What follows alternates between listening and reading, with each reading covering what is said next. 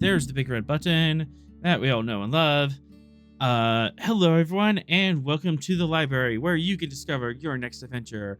I am your host, the author, and tonight we join the USS Stavanger, the olive branch of the Shackleton, to play Star Trek Adventures, a tabletop RPG by our friends at Modifius. Every week we continue our adventures on the wild and wonderful frontier of the Federation. And yeah, as mentioned before we started recording, we're a little thin on players today. It appears that half the crew caught Crevalian flu, so we're kind of running with what we got.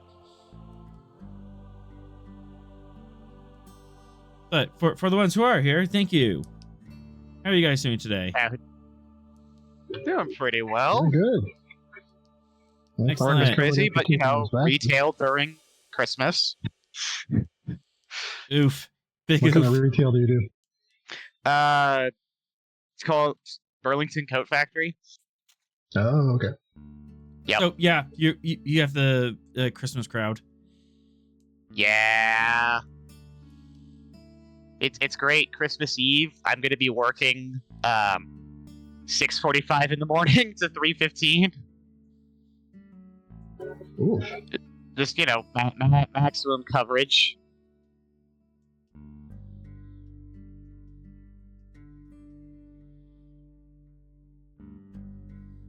And then, the fun part is the days after Christmas are when everybody returns all their gifts. Yep. This doesn't fit. This is the wrong color. Or this was for my mother-in-law and I don't like her. Yeah, it'll be a time. Fun. But at least here in the 24th century, returning gifts is easy. You just return it to the pattern buffer of the replicator. Yep. Also, we're in the Federation. We don't use money. Exactly. Although, except for we're dealing with literally everyone else. Right. Yeah. Although you do still have a stipend, and I'm still not entirely sure how that works. I keep trying to implement it, and I'm like, I don't remember how this works. It's like a stress track system, but it's based on this, that, or the other.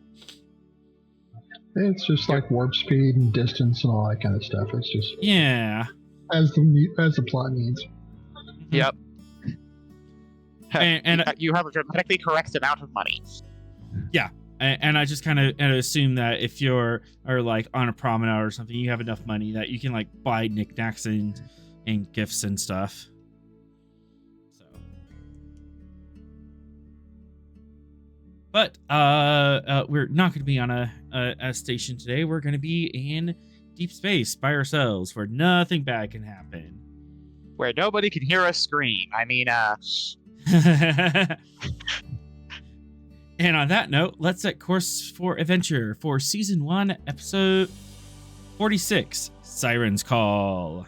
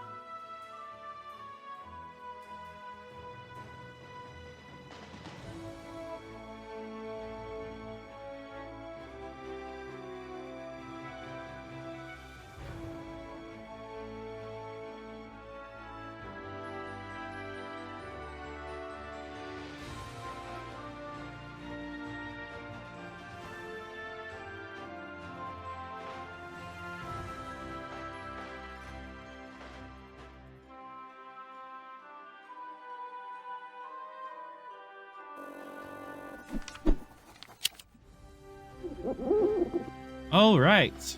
I'm gonna need a little bit more threat than that.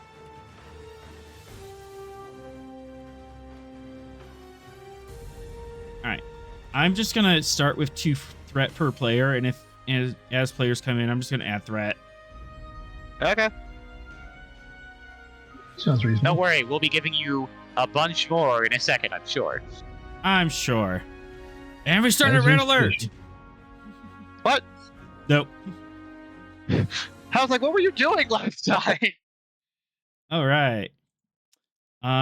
We do start on the bridge. It is a little less than a full shift since you left Akaru orbit. You are well underway. Cruising. You're just about a light year out from Akaru Prime, and steady as she goes. Nothing significant and on sensors thus far. The ship is yours.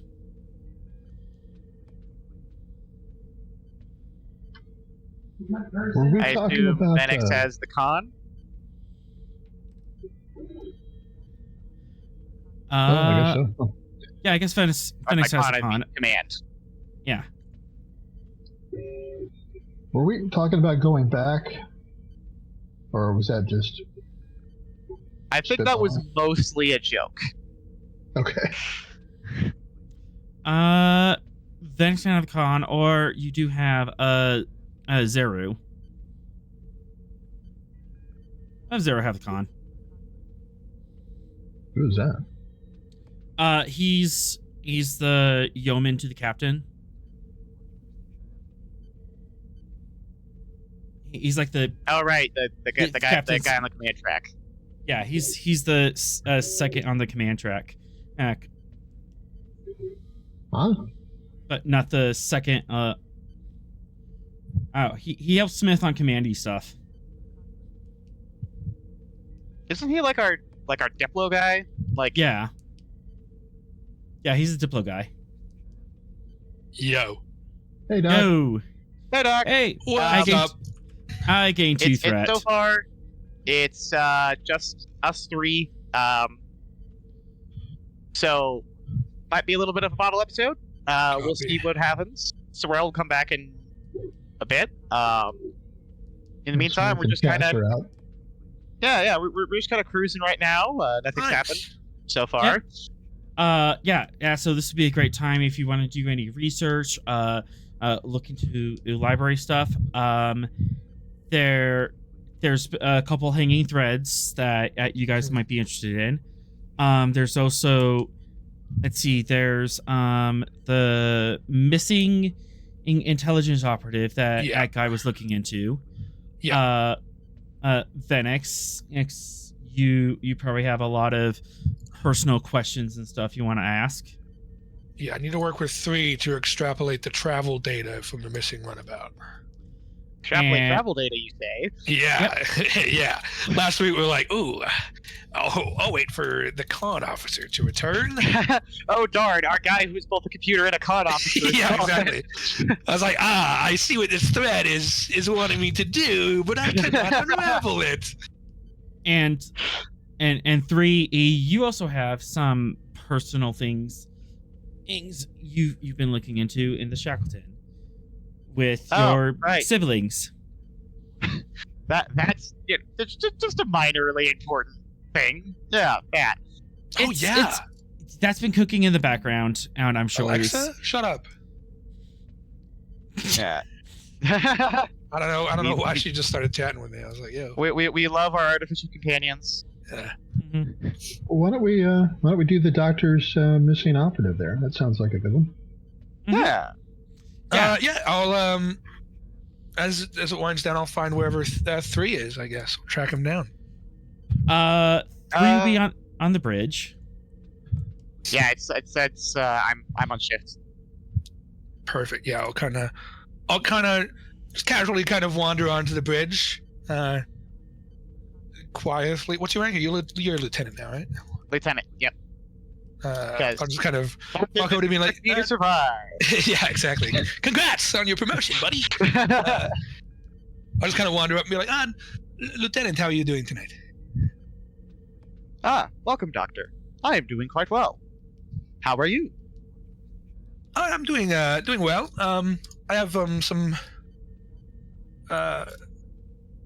travel logs that I need the experienced con officer to help me extrapolate.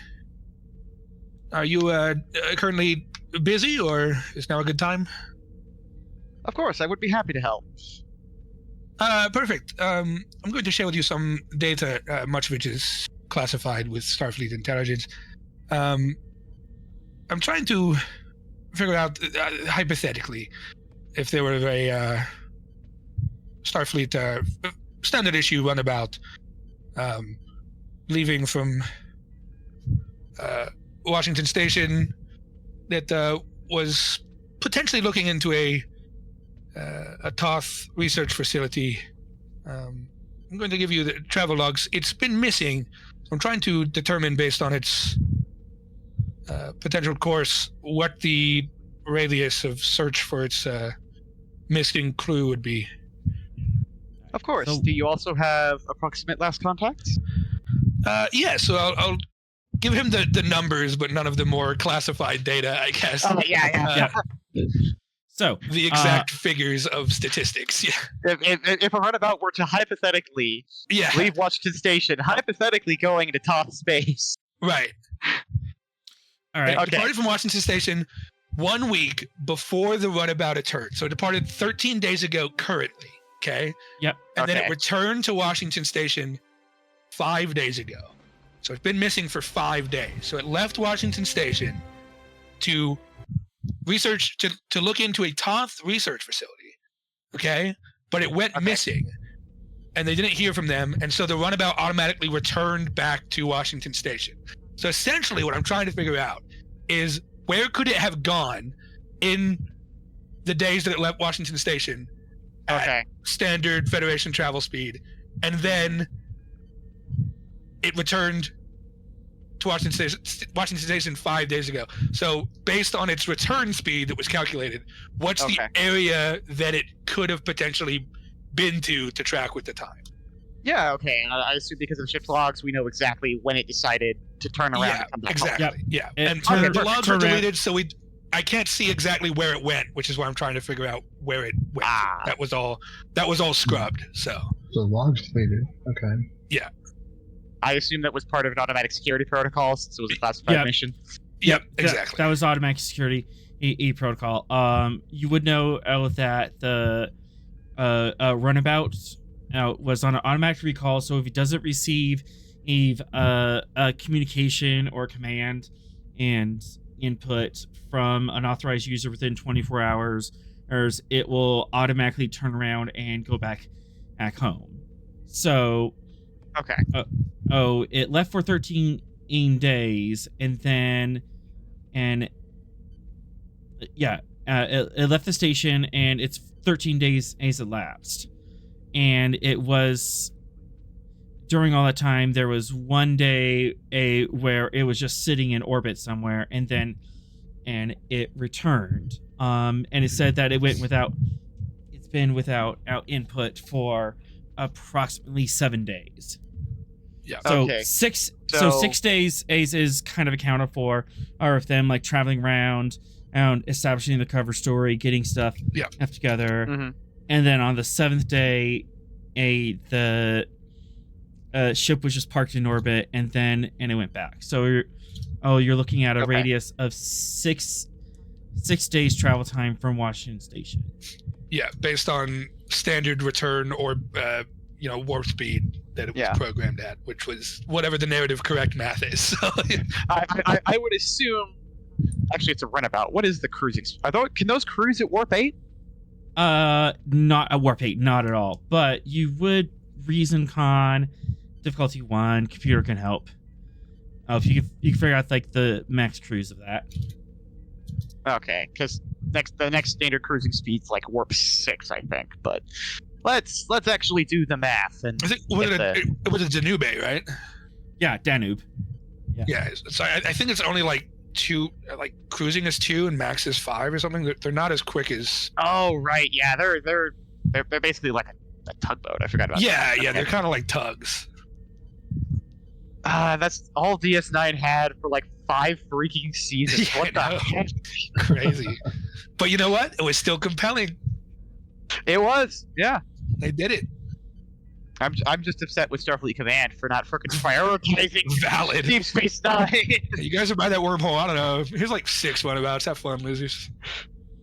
There's an entire quadrant on the other new unexplored quadrant on the other side of this. Here's some sloops. Have fun. There's not even sloops. It's like exactly. Motorized rowboats. Get the rowboats that attached to the back of a galley. They're really small yachts. Yes. Ooh, nice. Okay. Yeah. Well, yeah, in terms of the size of the ship, not in terms of right. Yeah, exactly. comfort. Okay. Reason con. Okay, good. Reason con, diff 1, computer's helping, so I automatically get extra die. Start roll 3. Focus in navigation or piloting, I assume. Mm-hmm. And excellent. Boop. Boop. Yeah, it's pretty good. 2 momentum. Okay, yeah, they could. If the thing's max warp is 5 and the cruise is 2, they couldn't have gone far at all. Yeah, the radius isn't super awful. But also it's space, and space is big. Exactly. So we just gotta figure out where the radius is, and then extrapolate potential locations that could house a TOS research facility. Based on the average cruise of a Danube class and the Shackleton, you think they could have gone 6. The origin point, where they left was about 6 light years. So anywhere in that radius. Oh, brilliant. Okay. That's all right. That's okay. That does narrow it down from an entire sector. Yeah. Okay. Hang on, wouldn't Washington Station know the vector that it was coming back from? Yeah. Because they have sensor readings of the they would have tracked ship. what direction of space it returned from, right? For momentum. I thought, yeah. Yes. Yeah. This is why I needed a navigation guy. Because, I assume, normally, if it's a computer, it'll fly in a straight line unless commanded otherwise. Right, unless commanded otherwise. The most direct route home. So we're within this cone now. Yep. All right. Now we just need to look at these. Yeah. Well, let's pull up our astronavigational charts here. Yeah, is there anything in that code of particular interest or particular non-interest? That system is super normal. That's where I'd put my. And I think I can help with this because, where would you park a classified station? You can see the star classes. Starfleet probes haven't dug too deep into these yet. Okay. Ooh, I have another question. Are we able to check with Washington Station to see if they commissioned any type of gear when they left? Oh yeah. From the quartermaster? Or replicator patterns. Yeah, exactly. Replicator if they've got hot weather gear, right? Cold weather. If they took EVA suits, that type of thing. Radiation protection. Yeah. I'll take that as a reason. Command difficulty 2. You are gonna have to requisition that data, but you do have authority to ask for that. Copy. And ship's computers. I've got a good reason score, but I'm gonna leave that to you because actually it would make sense for Guy to be doing anyways because he's asking for classified information. Yeah, I don't have that access. Yeah, I've got investigations of focus. Mm-hmm. Can I use my intelligence officer trait to make a trait that will help me here? Which is, I don't know. Let's call it. I don't know, some pull at Washington Station, right? Classic, yeah, something like that. So I've got the codes that authorize me to look into this investigative kind of process. Your position of your position of intelligence operative is already allowing this to happen. So copy. Can I create a trait that like makes it that the I don't know, con officer at Washington Station is an old pal of mine, and so he's happy to assist me in the investigation? Sure. Tell me about this pal. Like how far back you go? He was somebody that I worked with for a little while after my stint during the Dominion War, when I finally got picked up after my deployment in awful Dominion War territories. I was stationed on. So part of that mission? Yeah, part of that mission. He wasn't like part of the mission, but he was there when the relief happened, so I was kind of attached to a larger contingent of Starfleet after all their shit went down. Okay, yeah. Copy. That'll work. All right. Reason, command, investigation is a focus. Chat. So, wait a second. We have that mission. What's going on? Yeah, exactly. Yeah. Don't worry about it. It's fine. Fine. Yeah, I'll just kind of call that guy and be like, "Hello, how are you? Got some things I got to look at." So does that lower the diff by 1? Yes, that lowers the diff by 1. I'll still give you a threat to buy a 3rd die, and then.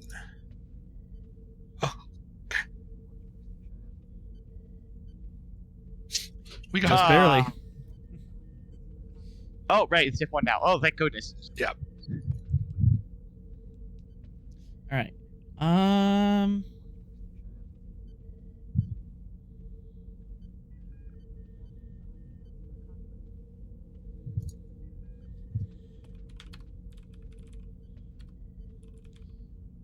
Hot weather gear.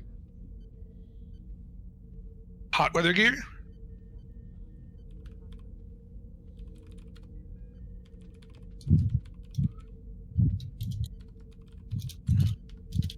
Class 3 subspace transponder. Ooh, okay. Ooh, okay.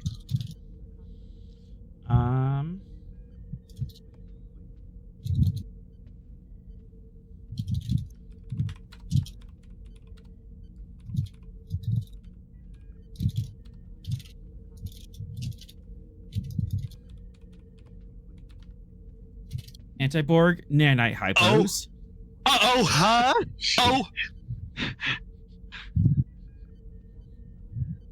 Uh-oh. And leather jackets. Oh, okay, well that's it's standard issue. I mean that's standard issue leather jackets. Hell yeah. Okay, so hot weather gear. Class 3 subspace. So the class 3, is that in terms of how powerful it is, or is that in terms of its like encryption level? Both. Good question. Okay, so that's a pretty boosted subspace transponder. Yeah, that's pretty beefy. Yeah.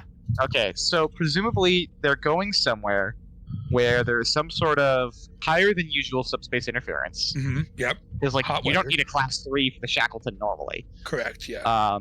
So high subspace interference, someplace that would have a planet with hot weather. Yep. And potential exposure to Borg nanites. Borg nanites, yeah. Or Borg nanoprobes. Okay. Well, I've come to the right place, 3. Apparently. Okay. All right. I'll just slide that pad over to you as well and be like, I got this information as well. Don't say anything about it. Just read it. just nods. Okay. How long ago did the runabout come back? 5. Yep. 5 days ago. Okay. So would there be any kind of ion trail left, or would that be?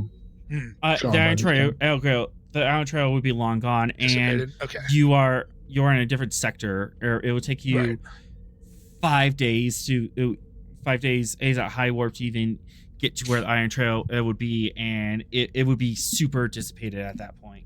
Sure. Okay. So from these 3, I guess, star systems over here, the A2V, M9V1, F1V. Can we check our stellar scans of the Shackleton to determine if there are any higher than usual temperature locations there that also coincide with potential large amounts of atmospheric interference? Well, subspace interference. Not Subspace necessarily interference. Correct, yeah. Reason, con, diff 0. Can I assist 3 in this? Mm-hmm. Reason, con, or reason, science. I assume computers are helping? They can, yes. Excellent. There we go. This is kind of the dumb roll. Yes, ship roll. For what? Reason, con, or computers, con.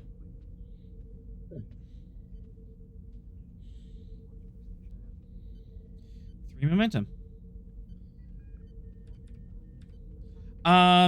So stellar classification, the letters go in a weird order. The memory trick is O be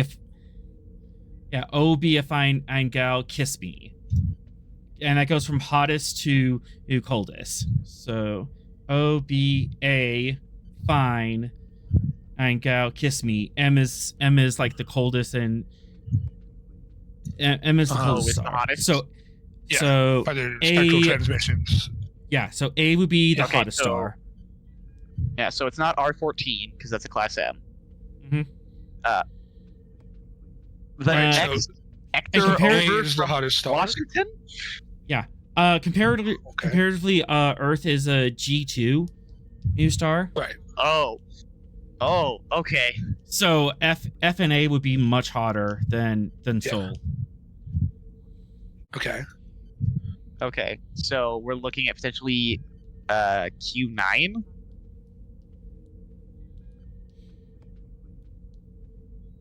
Also, it might not necessarily be a hot star. It may also be a a planet close to a star. Right. Yeah. Mm-hmm. Right. Do we have any scans of those systems other than, like, we know what the stars are? Because I assume, like, here on Earth we can figure out what type of planets and how close they are, and we're using telescopes. So I assume we can get a decent amount of information on those 3 systems. Mm-hmm. For a momentum. Yep. Yes.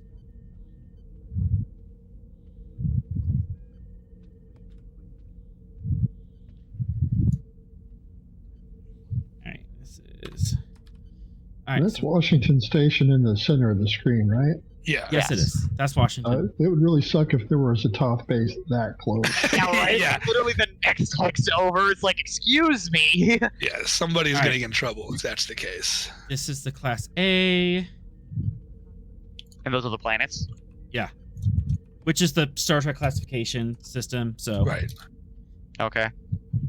Aren't Class Ys are demons, not Class Ls. Yeah. Class M, Class L would be Earth-like.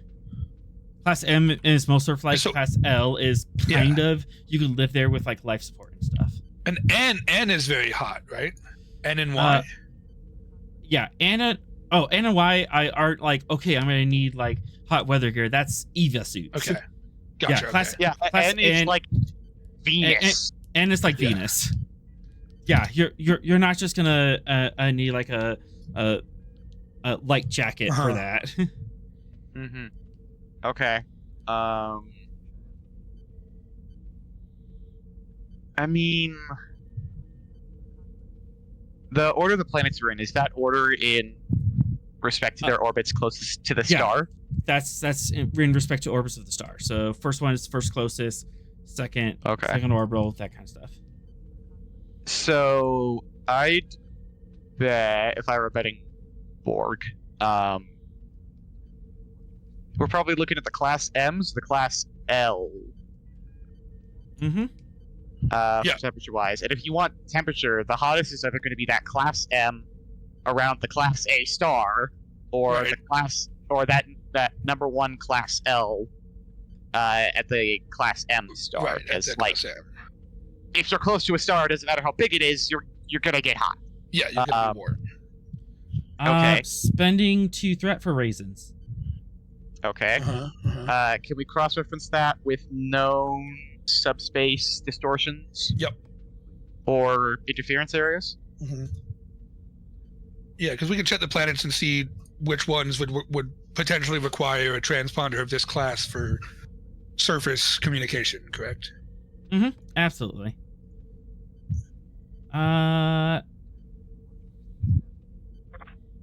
We're gonna need some leather jackets after this one. We are. I was kind of pushing towards that. Yeah. Reason Con, Diff 3, Computers Con. I'm gonna let you handle this one because I'm worried. I'm just I got it. Even if I assist, this is not my forte any longer. Focus in navigation, since this is known subspace nonsense. Yes. Okay. Cool.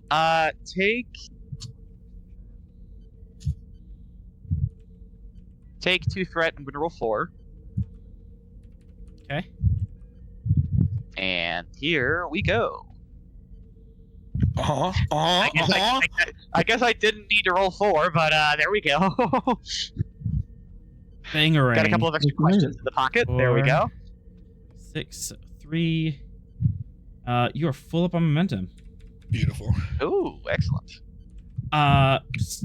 Surprisingly, there is no more or specific class or subspace distortions in this region. Nothing particular. There might be some transient stuff, but nothing that indicates there's like a permanent subspace feature or that's causing that interference. Okay. Are there any patches of like areas within these star systems that our scanners are getting shaken up by? Like they're sending back incomplete data? What if there's like an artificial that platform was or my something? question. It's like, are there any known materials that cause subspace interference? Right. I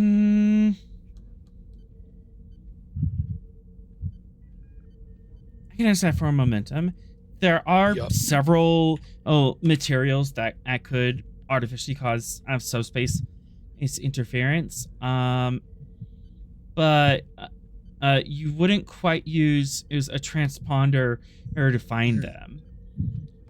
I'm not talking about finding. I'm talking about overcoming. I'm saying exactly same.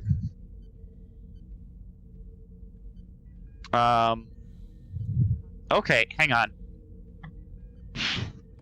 Do we know anything about the planets themselves, composition, any materials or minerals on the planets? Not from this far away.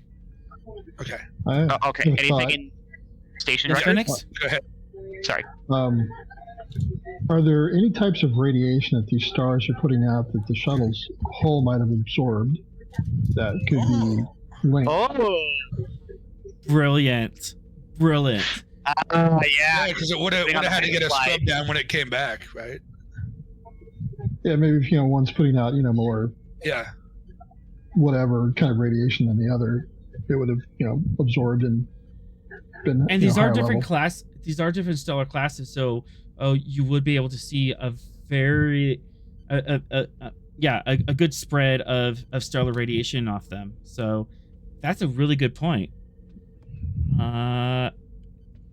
Little bit of a long shot, so Diff 3, but computers or science. Ooh, reason science. Okay. Oh, actually, Doc, I think I feel like that's your wheelhouse. Or you could get NPC. Well, I got my reason science support is 13. Yeah, we'll pull Venix into the blackout room. Venix is like, what are you guys talking about over here? You look really shady. You also have like an entire ship behind you to help. So Yep. Yeah. Crew support's a thing. Oops, I didn't mean to do that. No, there you go, Venix. That seemed to have worked. Sorry, I left on 4, I guess, from the last time. But yeah, I probably would have, since it was Div 3. I would have done 3 dice for sure for the ship. So. All right. Threat or momentum? That's right. All right. And then a computer science. Yeah, I'll allow it. I'll allow the first 3. Okay. No! Oh, ship, no! Oof. I mean, on the bright side, we're full up on momentum, so we can quash it. We can fix that. Yeah.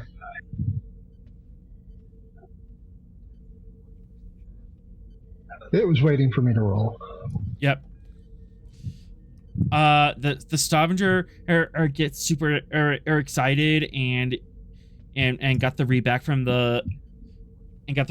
Washington Station about the hull composition, and it started looking for structural weaknesses, and it was like, okay, so if we fire at this frequency, and then we can do this here, and then this will disrupt that atomic bond, and you're like, no, Stavanger, down, boy, down. Relax.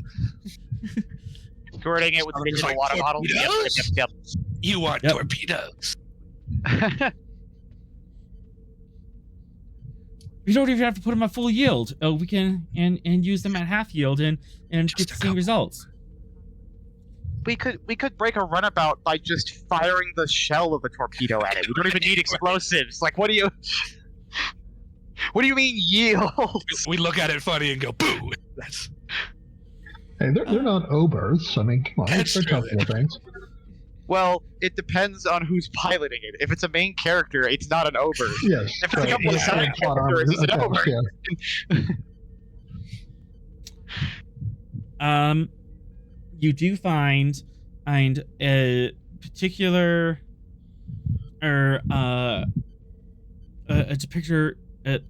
particular high energy a particle embedded in the hull that would come from a more energetic star. okay. So, the Class A, is that a logical conclusion? Class A or Class F? Definitely not from the Class M. Not the Okay, so we've narrowed it down to 2. But you're also missing some of the higher band and X-ray exposure that you might expect from a super high end. Okay, so probably the F, because the A probably the F. Is that what hotter. we're... Okay. Yeah. And then the Fs had Class E planet, I planet, J, asteroid, MJD. And the further star would correlate with the longer return time. Correct. The closer Yeah. star. Mhm. Yeah. Very true. Yeah, if it was literally the next hex over, it It would have been would have gotten back faster. Okay. So F1B sounds like the most likely target. Yeah. Well, let's see. F1V, you've got a Class E, a Class L, I? Is that a Class I? Class I and Class J. Remind me what those planets are like? Class J is Jupiter. Class I is Super Jupiter. And Class E? Yeah, I always forget what E is. It's one of the like geoactive F1s. High temperature and a molten surface. Yeah. Okay. Really? Interesting. Oh, funny.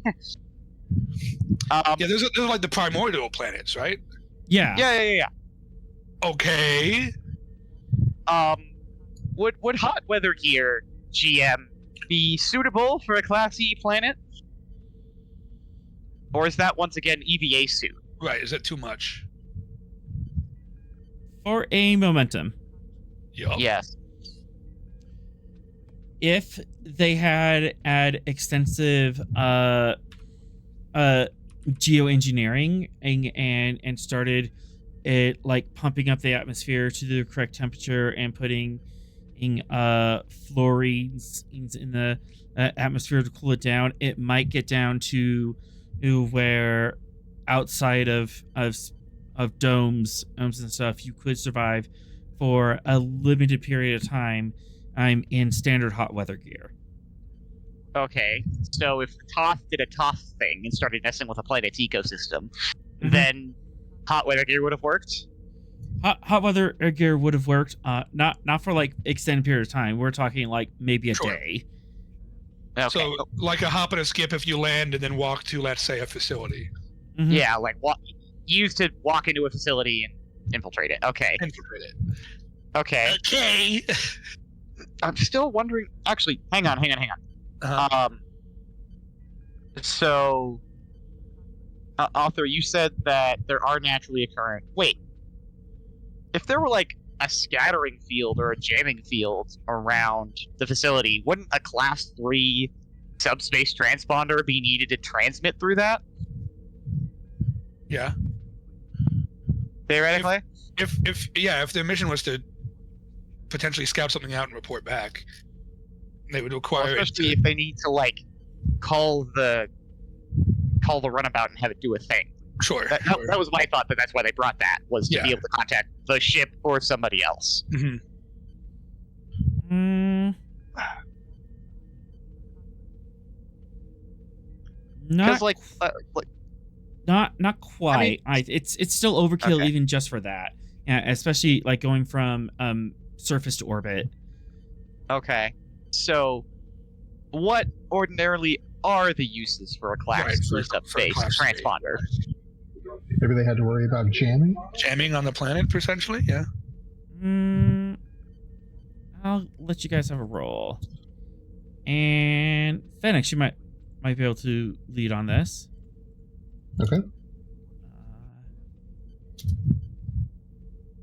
Yeah, I'm gonna have to kick that up to 4. This is quite obscure, but it would be something you might have heard of.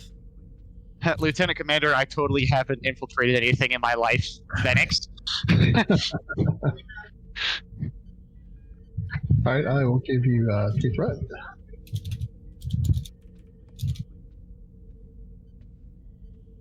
And exceptional reasoning fires. Beautiful. And computer security.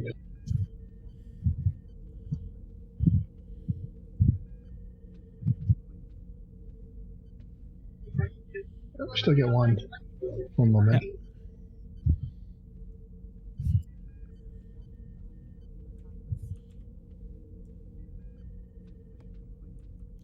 Yeah. Doop. And I think it's time for my spooky mystery music. Ooh.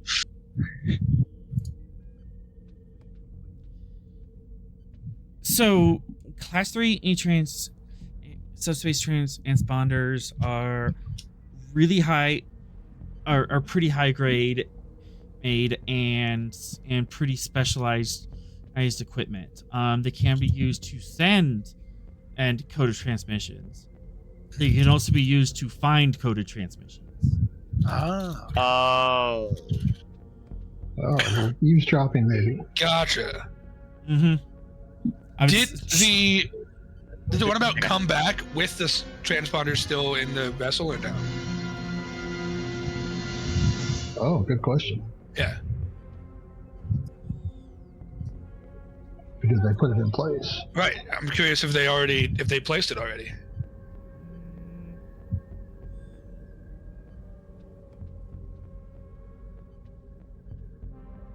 Seven or lower. Yes, as the transponder came back. Okay, so they were to place it. Okay. So they probably, well, either they weren't able to place it or they were using it to locate the hidden facility by listening for transmissions. I guess that's the next question. Was it activated and set up within the runabout, or was it still dismantled? It was set up. Not... It was. Okay, so it was fully set up. Okay, copy. Yeah, it was set up, and they were scrubbing the area with a runabout. Gotcha. Interesting. Is there any Okay. data in the transponder then? Or was that also? Scrubbed, yeah. So nothing there. Okay.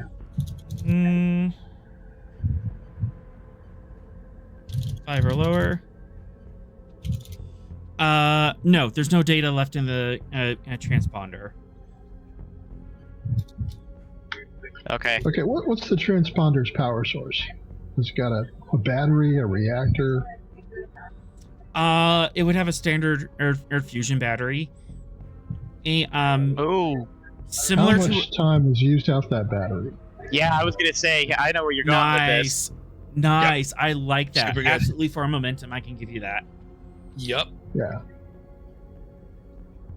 Yeah. 15 days worth. So a little before they started. And it was running So they just continuously had the through thing that. running the whole time. Mm-hmm. Oh, Okay. Interesting. wasn't expecting that, but okay. Me neither. Yeah. Well, I mean, I guess if they didn't know where it was, they Yeah. were I guess if they were waiting to- listening actively for a tell that would point them in the right direction, they could have been doing like active search patterns in the area as well, looking for the location Right. that they didn't know where it was. Oh, hang on. What's the effective range of the device if it's looking for if it's picking up transmissions instead of sending them? What's the effective range of that? Impossible to tell. It depends on the strength of the signal you're looking makes for sense. and the distance. And I guess the skill set of the engineer operating it. Yeah, yeah. The dude you get listening on the headphones. Okay. Yeah. Yeah, too many All right. variables else to tell, unfortunately. Okay. So we know they were running the thing for 50.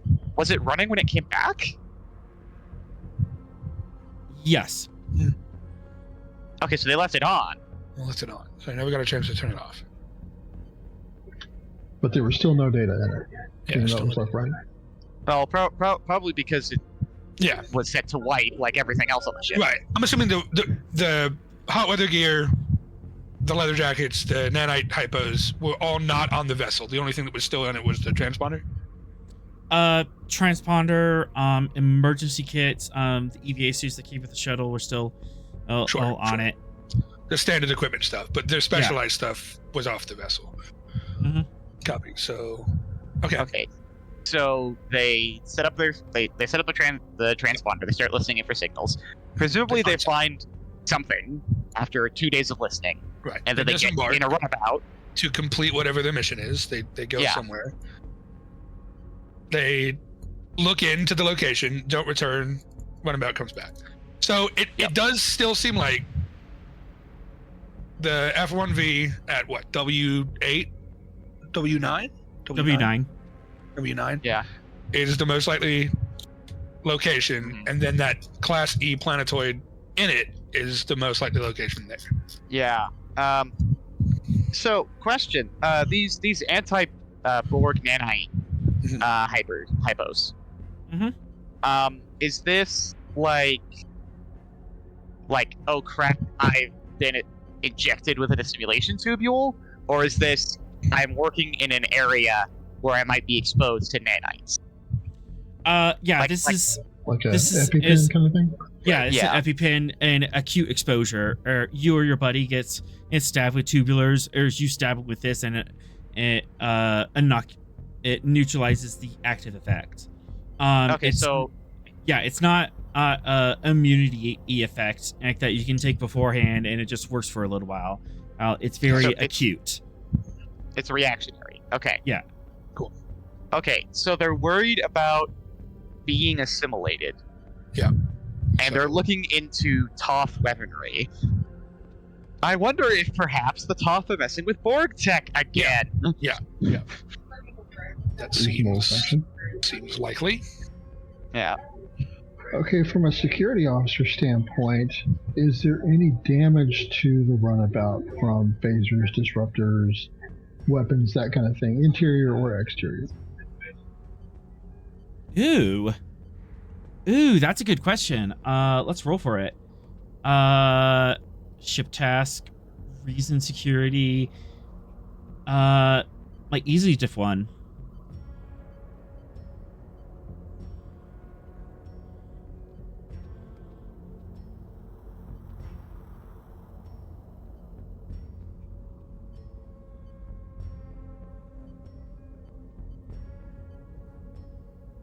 Oh, of course. All right, let's see. We'll go ahead and squash that. All right. And we'll do the ship computer security.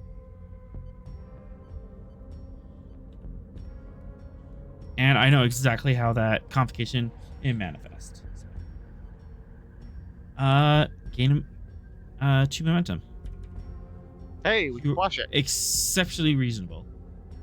Great. But there was a little bit of damage on the interior of the ship. Some phaser fire and disruptor fire on the interior, along with one particular scratch that appears to be from a bladed weapon. Oh.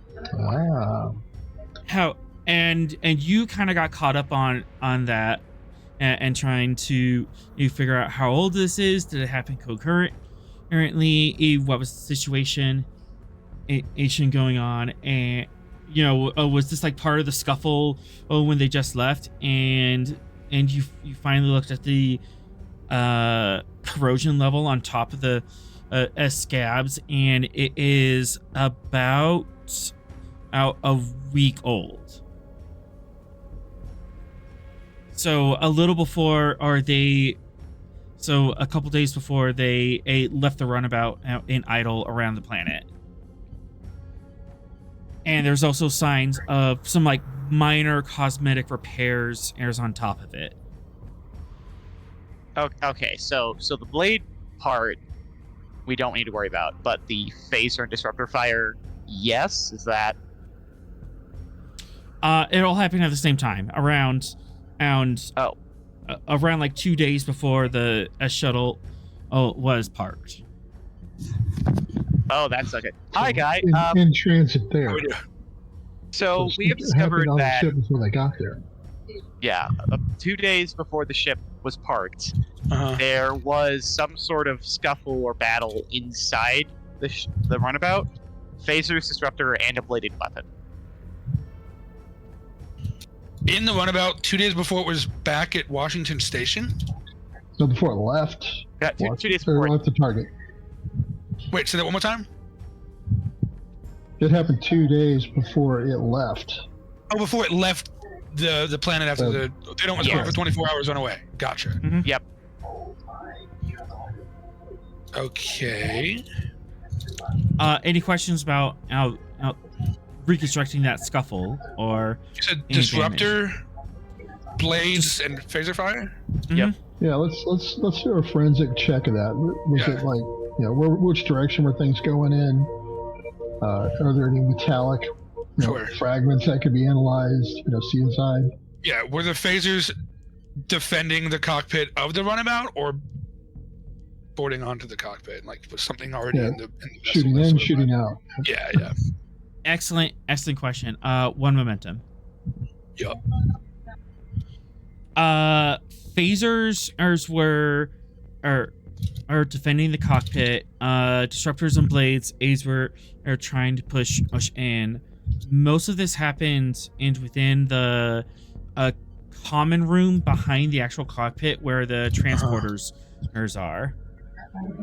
Okay. And based on angles of fire and stuff, you can estimate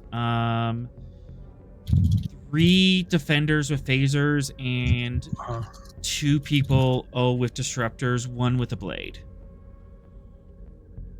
So 2 attackers with disruptors, 1 with a melee weapon, so 3 on 3. Are there any fragments of the blade left in the damage to analyze? Yeah, was it a 1,000-year-old katana or Right. a Highlander running around here? Or? Yeah. I'm thinking if it's a bladed weapon and disruptors. The first thing I think of is Klingon, but I was going to ask dirty House of Rax, little losers. Oh yeah, that. Or it's just like I was going to ask if there's any, because I assume each species disruptor is unique. Sure. Correct me if I'm wrong. So I was going to ask if there there's would be. like, is there a particular disruptor signature? For a momentum, and you can do analysis on that and try to identify the species or polity of origin of the disruptors and the blade. Cool. I like it. Cool. Okay.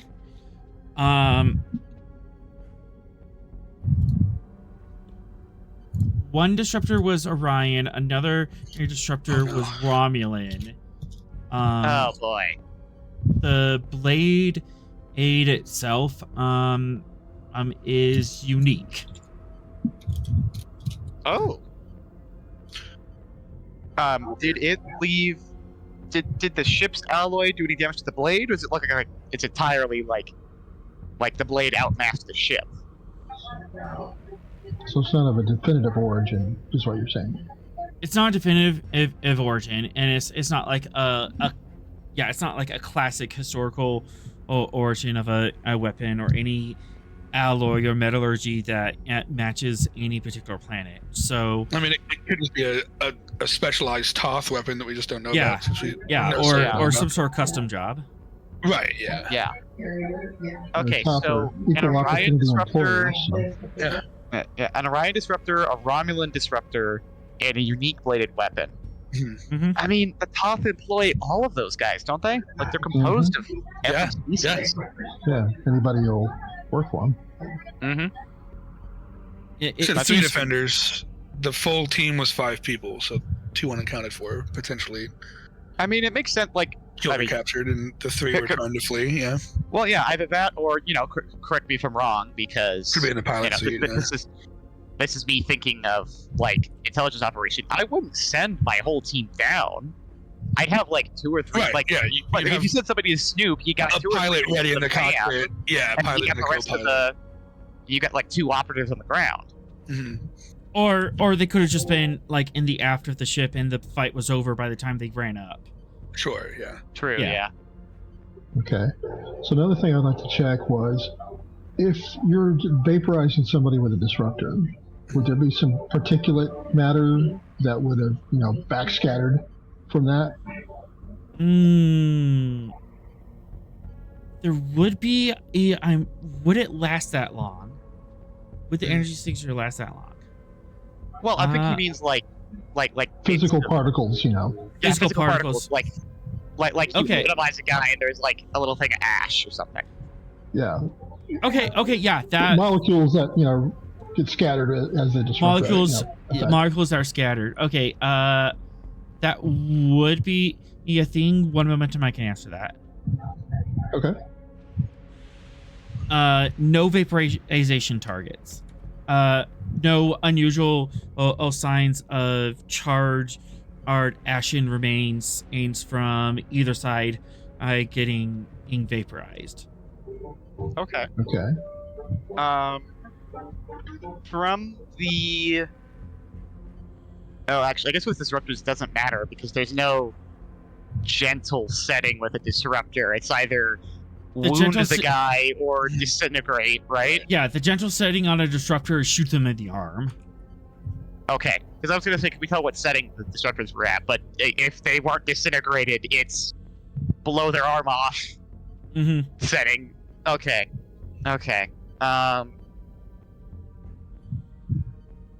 All right. So we know. With that question, I could also say there was a little bit of Andorian in blood that was drawn and splashed across the hall that was cleaned up afterwards. It looks like Sure. Yeah. I was gonna ask looks- about bio stuff. yeah. It Will looks that like have been found? yes, that was been found with the previous momentum spend. So I'm adding it to that. Oh, where was that found? The blood. Was it when In, Washington Station cleaned it up, or it was found inside the shuttle, inside that central room with the transporter. Okay. It So looks from like the attacker side, not the defender side. yes. So it looks like it came Okay. from the defender's side, and you would know that one of the key personnel was Andorian. yeah? Yeah, that was the person that was assigned. Yeah. Yeah, I mean, there were 5 Meg. 5 people on the team, but I don't have their. I don't have names Yeah, or but records, she was the like on the tactical level. That was Yeah. Tisla Zeldin was the only one I have a name Zeldin. about. Yeah. Yeah. Yeah, it was Zeldin on her team. Okay. You would know that the blood came from an Andorian. It looks like it was just like a pretty good slash, probably on the bicep or maybe the forearm, blocking something, but it wasn't enough to be any serious injury, just superficial. Okay. So a defender was wounded. So Mhm. I feel like I have enough information to transmit back to Starfleet Intelligence to request further orders. Because they told me to look into this, and I feel like we've succeeded at looking into this. And it's also well known. It's in a record that Ansis Eldon's a skilled Ushantor wielder. So Okay. her getting cut in a bladed conflict's not unheard of. Right. Not outside the realm of possibility at all. Okay. Didn't she freaking lose an arm in a bladed conflict? That wasn't a bladed conflict. That was an explosion. Oh, okay. Valid. Yeah. Okay. So, get your arm blown off as you do. I think we should go check this out. Screw it, asking for permission. I mean, well, I don't know if we can take the entire Stavanger to go check this out. Take the Getty. Yeah. the three of us just. I mean, the captain's not here to tell us no. And to keep going. Sorel and the captain are not here to tell us no. So. Yeah. I think we're the ranking officers, right? Yeah, I think so. That would be the funniest thing. They all come back and it's like, yeah, so the other three guys just up and left. Yeah, we took a skeleton crew on the Gettysburg and we're checking out. You're still going, by the way. But, Yeah, while you guys were asleep, we did something. Bottle episode. That's why I want to contact Intelligence, so maybe they'll give us a green light, and we won't get in trouble. Yeah, so Starfleet might be like, or Intelligence might be like, yeah, please go investigate further in person. Right. It didn't have the whole permission forgiveness scale, So. Yeah, that's true. I love this table. Well, you know what? I'll go back to my quarters and do the blackout button, so all the stuff in my room gets quiet. Oh yeah, the NCIS, whatever. Yeah, right, exactly. Room that they go in. Right, Mhm. And then I'll pull up. Yeah, the cone of silence. Exactly. The cone of silence. I'll thank you both for your invaluable assistance, and then head back and transmit to Intelligence with all the data that we found, and be like, what else you got for me, Chief? And the next shift, all three of the people involved in this investigation were disappeared from the ship. Yeah, exactly. Weirdly enough, they're not showing up on the Stavenger's bioscanners. Easily enough you can go to your quarters. Cool. Yeah, I'll go in there and I'll head to my quarters and head to my little computer and send a message to Intelligence with all the data. Do you have the big quarters or do you have the small quarters? You're an officer, you get a choice. Yeah, I'm a senior officer. I'll take the larger quarters. All right. Got the large quarter with the, Actually, with Intelligence, one of the rooms is one of those, secure rooms, Mm-hmm. And... Yeah, tell us, what your room looks like, what it's decorated with. I'm assuming it's pretty dark. Yeah, it's pretty right nice. Now. Yeah, it's definitely pretty dark and chill. It's nice. We've got pretty not very decorated. There's a couple old school books and some statues and some basic art stuff that in one little corner. I've got the kind of larger office and then the bedroom area. But it's pretty chill in here. Are they Terran books or Beta Z books? They're primarily Beta Z. Just a lot about historical texts, a lot of medical stuff as well. Just kind of treaties and dossiers and stuff like that. That I sometimes read every once in a while.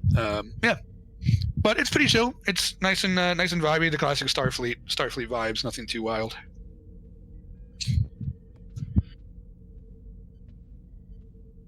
I do have a nice phaser rifle above my bed that seems pretty weathered, but that's about it.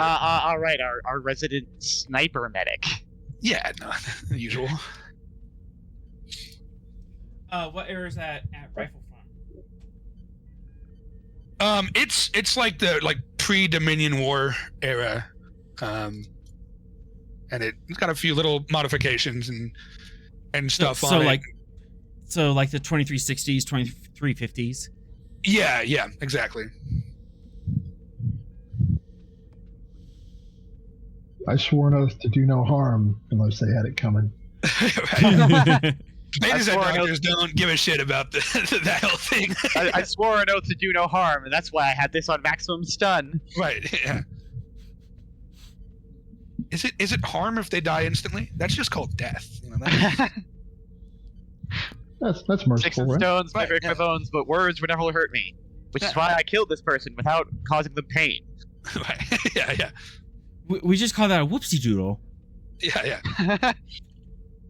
And a big oopie whoopie for sure.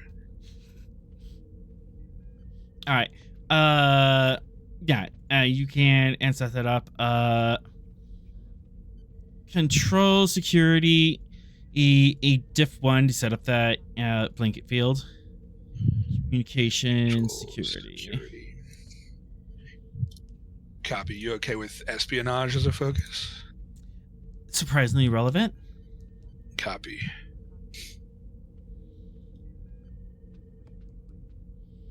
Bam, bam, bam, bam, bam, bam.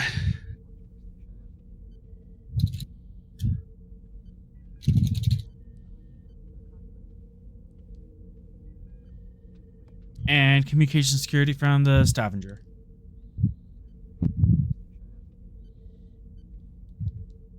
Oh, no.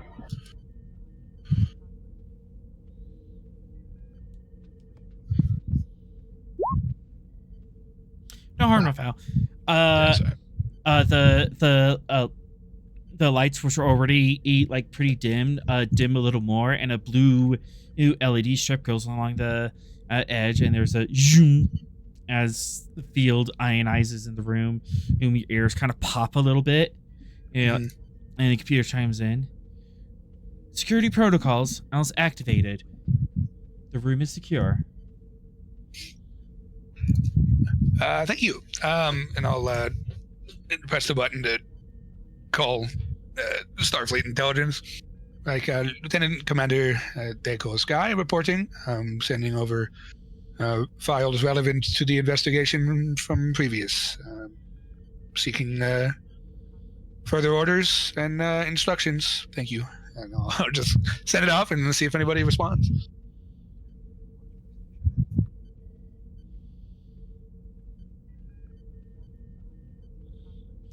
Go ahead and give me a present security, a diff 1. See how well that report is put together. Copy. Presence security diff 1.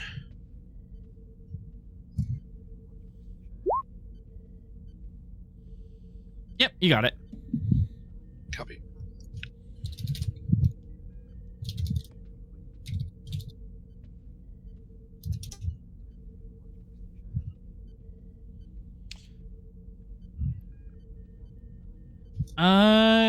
Have we established like who your contact with Starfleet Intelligence is, or? No, never had a name. I just sometimes get messages. So I don't know if that was on purpose or not. So I mean, that sounds very out of the way. Yeah, That sounds very, very pertinent.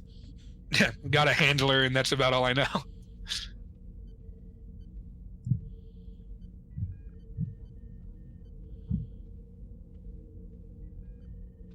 So some guy named Sloan something? The return of Slow. Luther Sloan. Benzite male and command red, it appears. Commander level. Copy. I'll nod. Good evening, Commander. How are you doing? I'm well. I'm looking over your report now.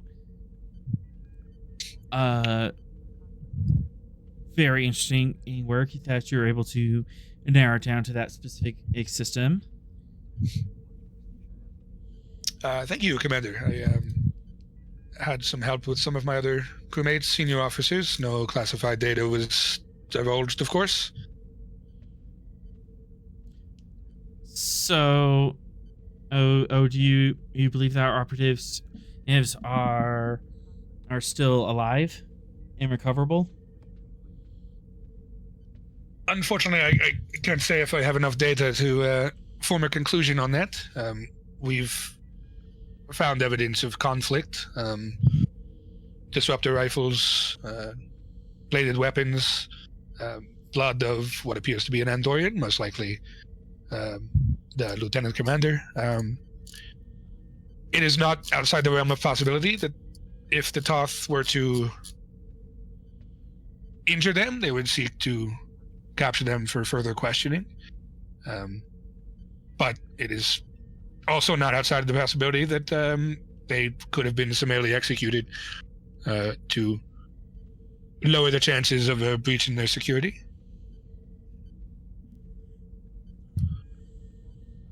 How secure do you think this data will be? Do you think anyone else would be able to recover or what you have? I find that highly doubtful. It appears that Washington Station's internal security missed most of what we were able to discover here in the Stavanger. I doubt that without further instructions to further investigate, that standard Starfleet operational protocol would locate any of the further data that we recovered here today.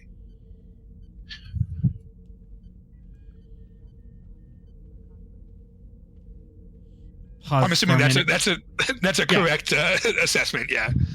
Yeah. That seems fine. Taps on the pad and looks through some things. Very well.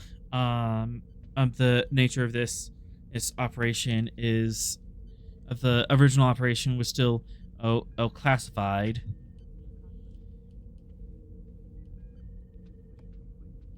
Understood. No surprise there. I do not require any more data unless you deem it useful for me to know any more than I already do.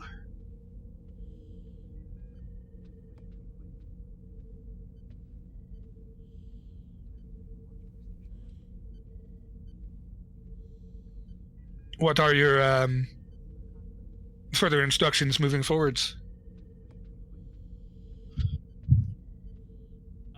We're gonna keep an eye on the situation, set feelers out to see if they move them into another location, and we might be able to recover them in transit.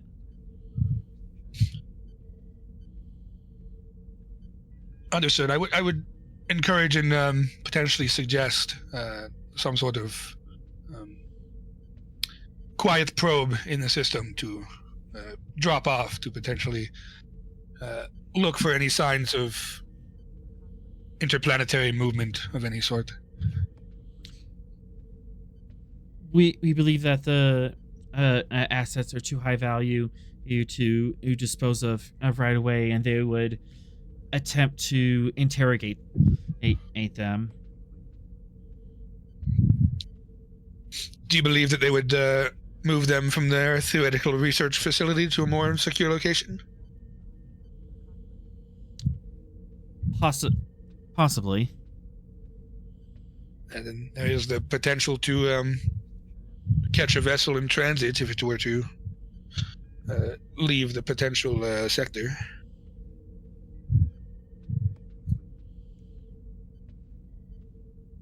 It is, but Toth vessels are particularly elusive and unfortunately go ahead. They're also quite the unknown variable. We're not quite sure the capabilities of each individual vessel. And unfortunately, timing is not in our favor currently. If it's been 5 days since the vessel returned, there's a lot of movement that could have happened in that time that could have displaced the operatives or left them worse for wear, unfortunately. So if If we do not act on the information quickly, the trail could unfortunately quiet down. Understood. You're still very much out of a position at this moment, but let us know if you find anything in your particular orchard as you're shaking trees. Understood, Commander. I'll look into any other threads that may pop up. If anything becomes available, you'll be the first to know. Don't pursue them yet. We don't want to startle the Toth and make them take this even more underground. Understood. I'll keep all of my peering very quiet then. Just observe and report back. Copy. What? Also, above game, what is our current course and vector with this Stavanger? Current course and vector. I'm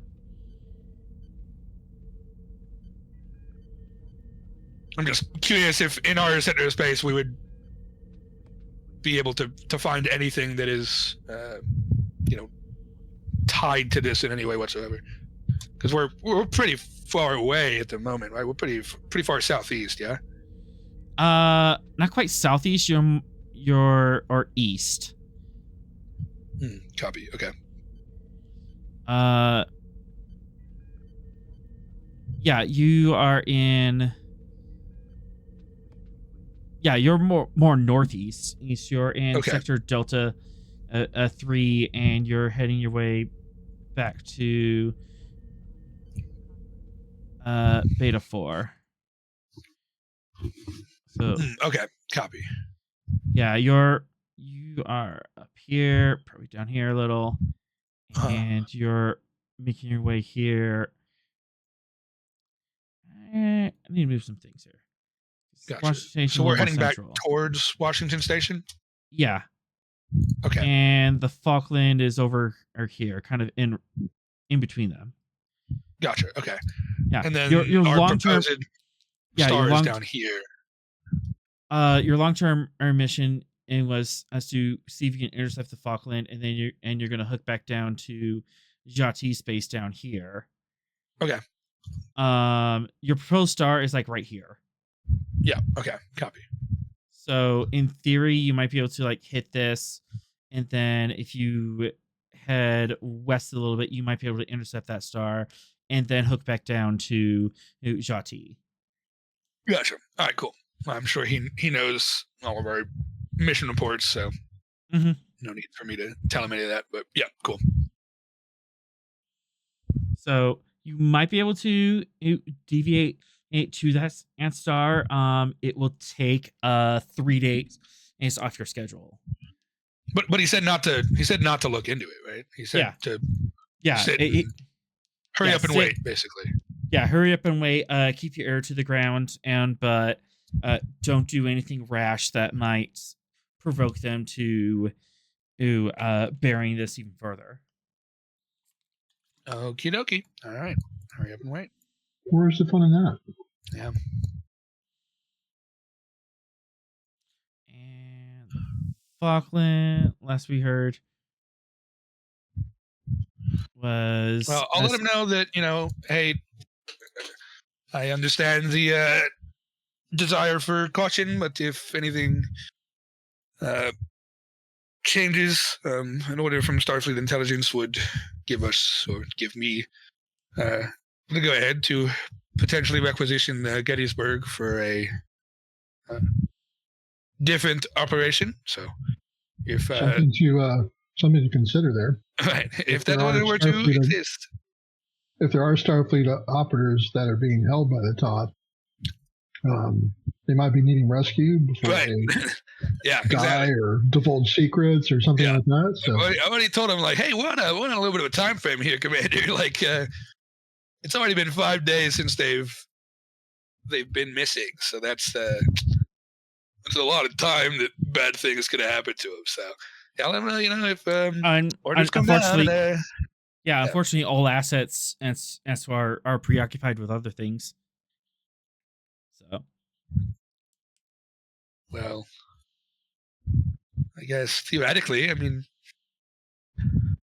I'm an asset that could be altered to be preoccupied with other things if you require it, but just let me know.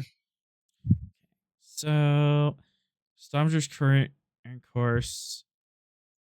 No. Well, I don't want it like that. I want it pen line. So here, kind of intercepting them. Get to maybe Washington Station and then hook back down here.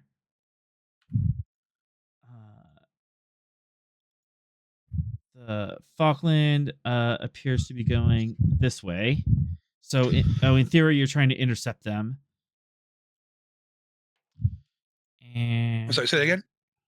In theory, you're trying to intercept the Falkland to figure out, hey, why aren't you answering calls? What's up, buddy? Okay. Yeah. All right. Well, I'm assuming the commander has nothing else for me then? Nothing else. Understood. I'll keep my comm line open if you require anything. Thank you, Commander.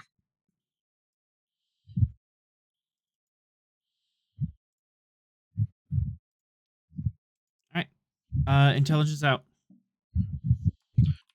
Cool. I guess I'll call to Venix and 3 and let them know, thank them for their assistance, and inform them that intelligence has told me to wait around for potential further orders and not to follow the threat any further. So.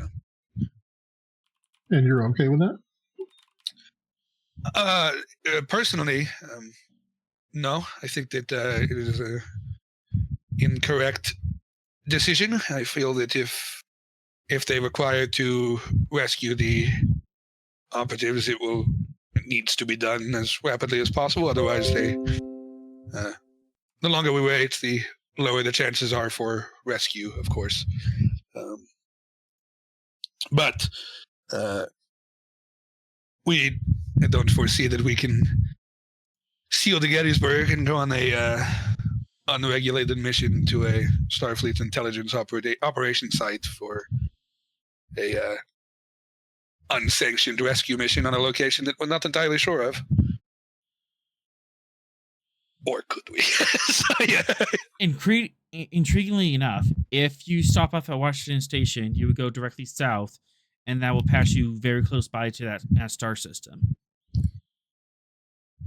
But we're still a couple days away from Washington Station, right? You're like a week and a half away. Yeah, so the problem is we're far away anyway. So by the time, let's theoretically, if we were to get in the Gettysburg full warp to the potential location, how long would it take us?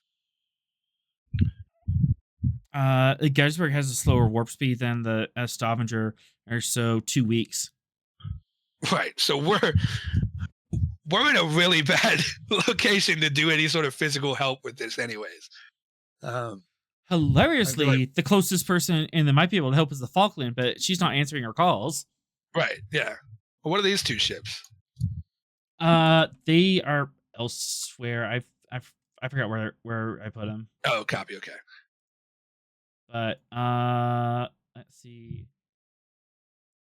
The Callisto's looking at deep space readings, and the Roanoke's kind of nearby. They're monitoring Toth activity, so they would be south of that sector. So Callisto, probably here. Can I call whoever the intelligence officer is aboard the Roanoke? You certainly could. Let me see where everyone else is. I could at least transfer my intel to them. Their ship is in a better location to monitor the activity, right? Mm-hmm. So, funnily enough, that's one of my characters. Nice.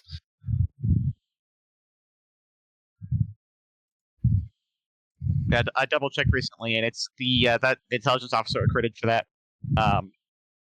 one shot leather jacket. Yeah, mission. We stationed them on the Roanoke. Epic. Yes.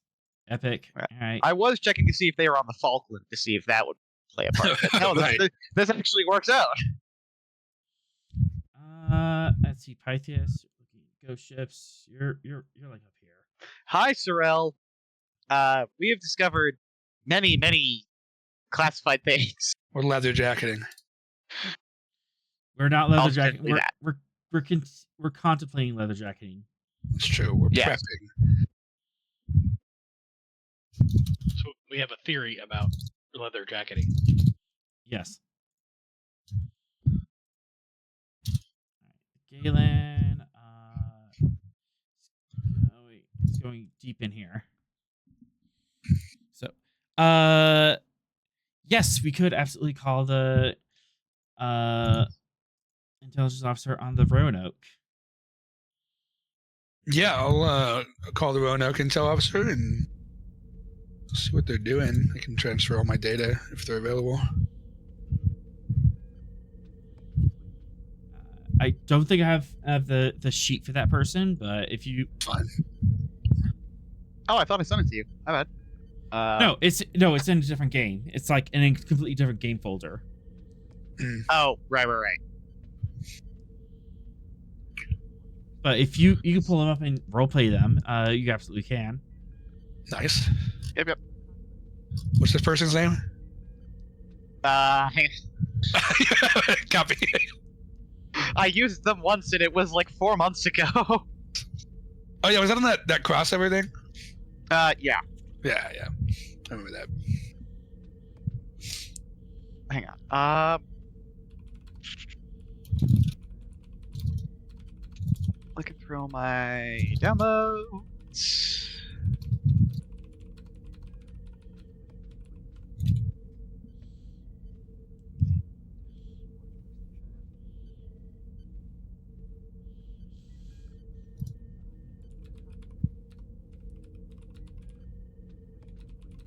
Oh, another one.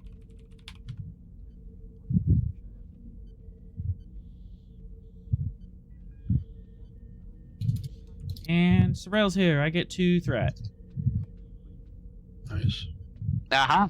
Yes. All right, I found it. All right. His name is Maquette Bellor. Maquette Bellor. Okay. Mhm. Is he Species? a lieutenant commander? Cardassian. Oh yes, that guy. Yes, that one. Lieutenant That commander, one. commander. What's the vibe?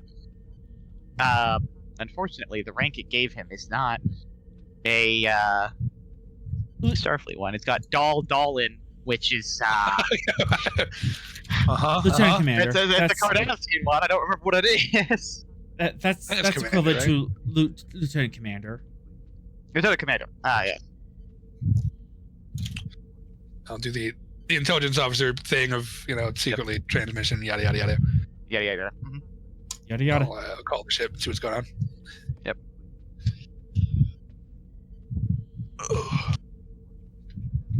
Ring, ring, ring, ring, ring, ring.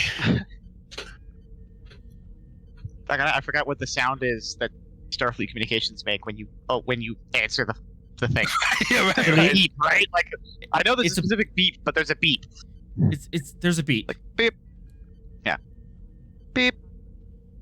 Lieutenant Commander, to what do I owe the pleasure? Hello, good to see you again. It's been some time, Lieutenant Commander. I'm going to transfer you a dossier that I was working on.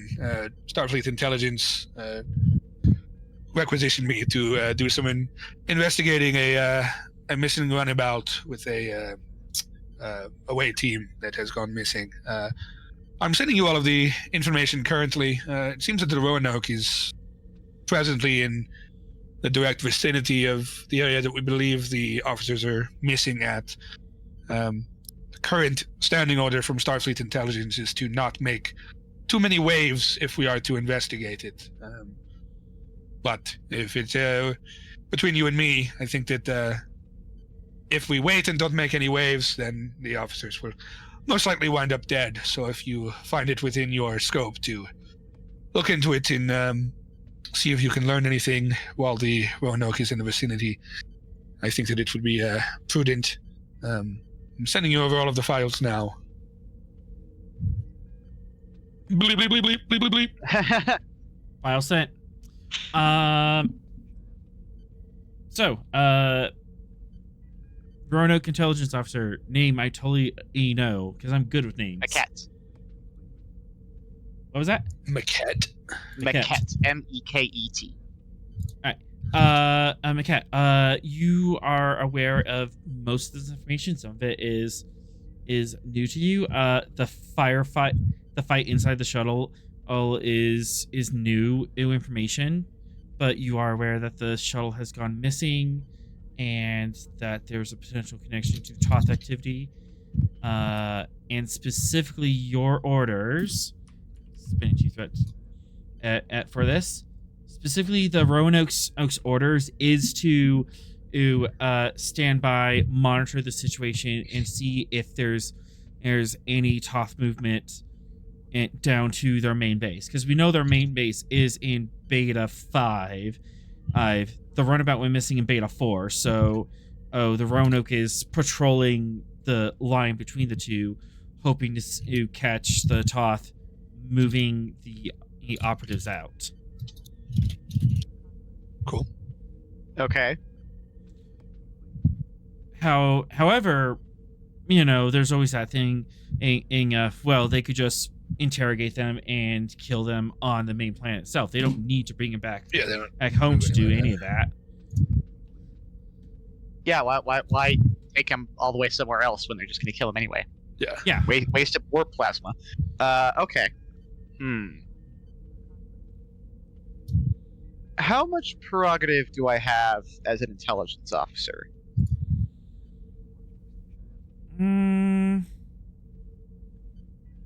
Sorry, prerogative's the wrong word. Autonomy. Well, technically, you didn't get a direct order to not do anything. I got a direct order to not do anything. Technically, well, and did. also the Roanoke did, but once again, how much independence do I have, or autonomy, as an intelligence officer? Your job is to give the captain all relevant information to the mission and give them the best intelligence as possible so they can make an informed decision. Okay. Did the Roanoke receive the direct order to patrol? Yes. Okay. But the Roanoke hasn't been filled in what I've been filled in on. Yeah. Okay. So the Roanoke. So the Roanoke. Yeah. The Roanoke captain has not been filled in on the possibility of recovering intelligence assets. Only a Marquette knows that, unless he wishes to divulge that to the captain. Oh yeah. So my thought was going to be play on the old Starfleet heartstrings. Hey, maybe we can rescue these officers. They might be in danger. Yeah. It depends on if Marquette would tell Captain. I'm so good with names. I am the best of names. It's okay. I should know this too. They're my commanding officer. Project Endurance, Operation Endurance. Not the Pythias, the Roanoke. Kia Morin. Captain Kia Morin. You could very much... her initial orders were just patrol this area for our Toth activity, report back. You can inform them about the possibility of rescuing operatives. Well, within my scope of delivering the best, most complete intelligence possible, I do feel it is my duty to inform them of the possibility of rescue of Starfleet personnel. I would agree. It is top of the list of the job description, and your ship is the closest to the potential location. It would take the Stavanger or the Gettysburg weeks to become mission ready in that sector.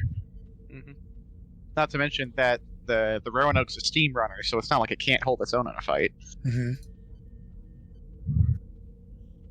Interesting. Well, I shall consult with the captain, and I will let you know what decision they come to. And beautiful. there is going to be roll for this. I'm trying to get the captain's stats.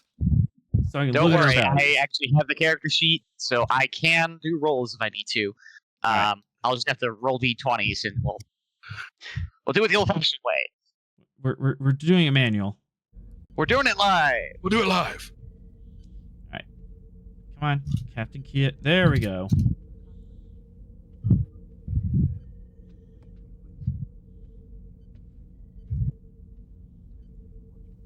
All right, this is the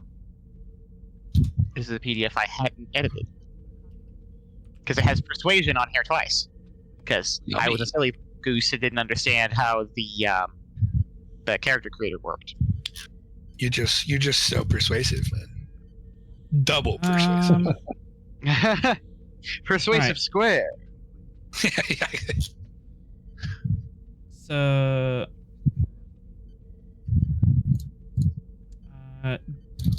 getting a superior officer to do some things that, plus that because of the pressure from intelligence.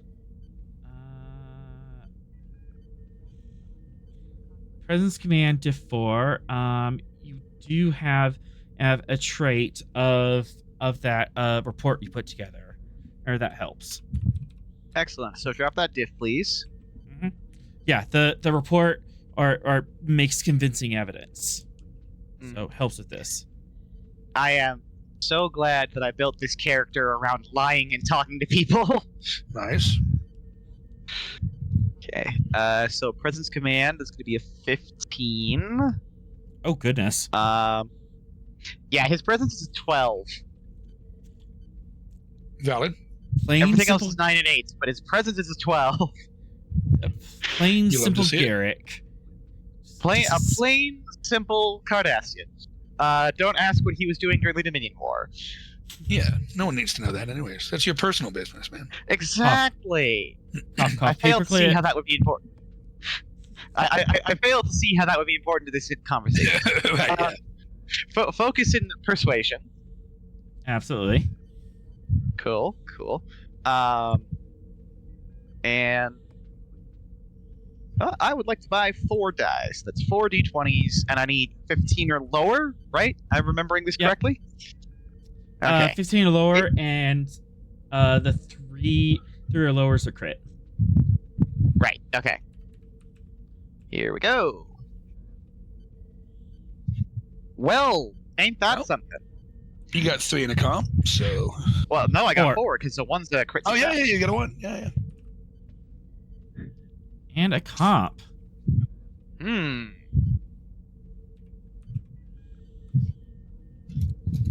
Could but he's feeling pretty determined. Okay.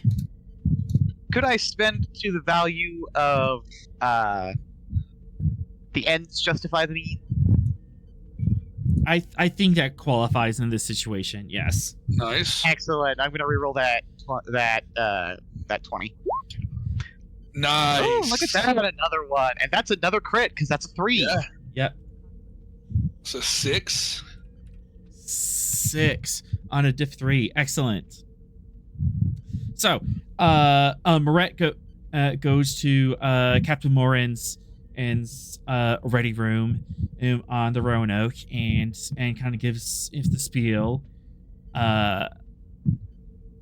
Yes, we can go and, it would be within our jurisdiction to go investigate this planet, and we could possibly rescue some operatives, and definitely pulling on those Federation heartstrings, leave no one behind, and all that stuff. Mm-hmm. And Captain Morin, just standing there, sitting at the desk, inflappable, just listening to all this.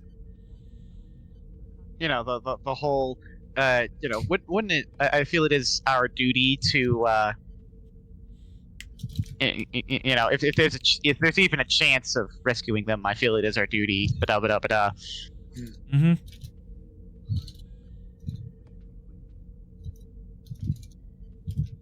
Well, I'm not one for bending orders, but if we're in the area, we would definitely be able to monitor for Toth activity a lot better. Exactly, Captain. Helm, set course Rs4, our subsector, or Whiskey 4, maximum warp. Nice. And All Maquette will just send a simple it's just like a you know how people like double click a like you'll double click like a radio for acknowledgement. He sends the subspace equivalent of that to Guy just to be like, we're doing it. Copy. Sounds good.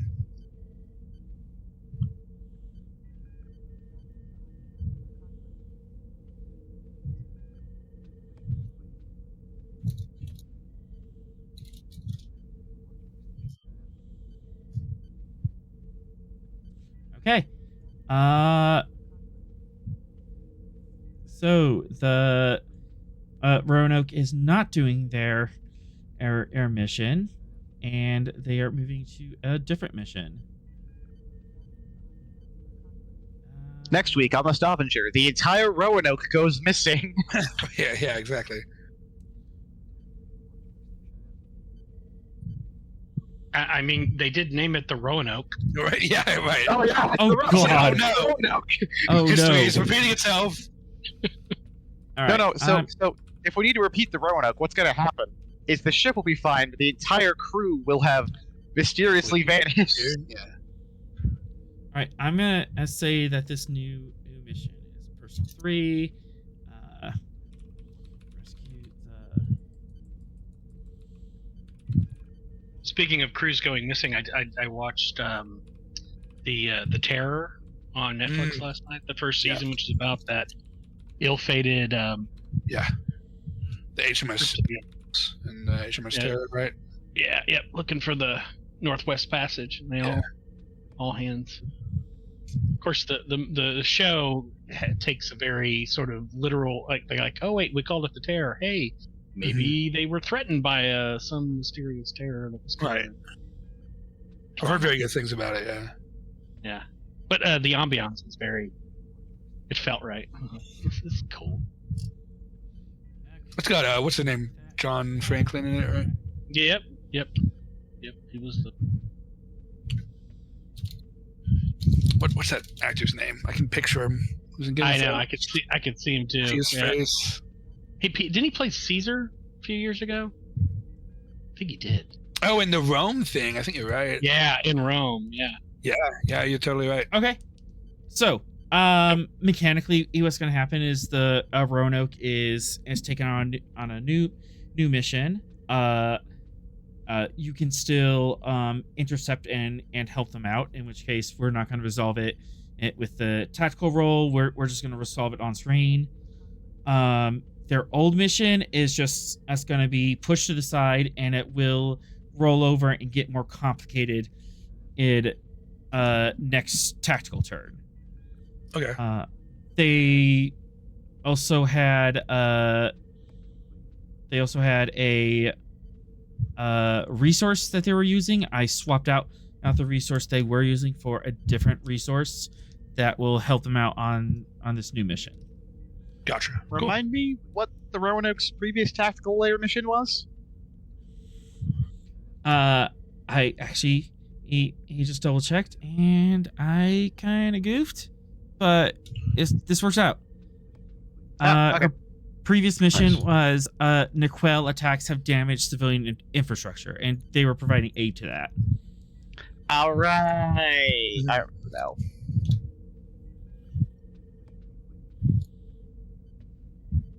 Yep. So that situation is going to get a little bit more spicy, but we could rescue Zeldan from this, so it might pay off. Not to mention, we now have our big fancy Colony Aid Galaxy class. Yeah. Mm-hmm. That just came off the line.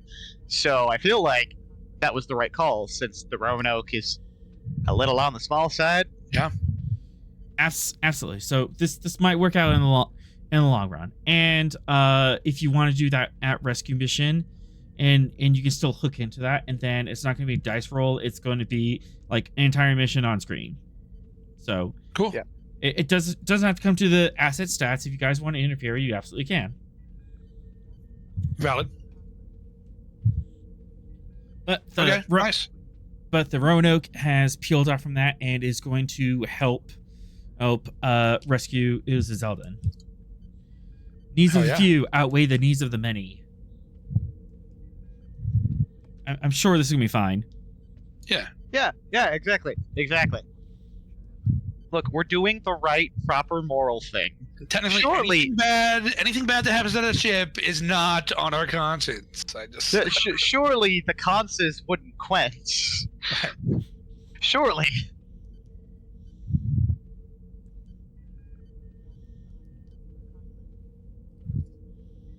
All right. So we've been on that for a little while. Can't go on a spirit walk because Cass is busy with stuff. Dying of the plague. Yep. Actually, yeah. Just medically, she's sick with something. She caught something, and is currently in her quarters or is having a terrible time. Yeah. So somehow, even in space, the holiday Earth, like Terran winter season, still sees an uptick in cases of illness. It makes no sense, but it still happens.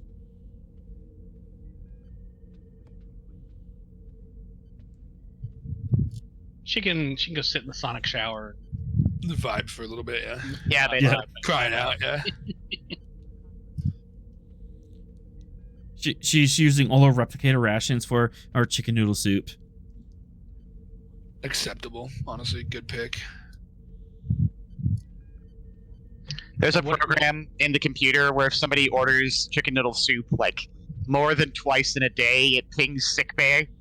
Hey, Hey! wait a minute now. What's going on?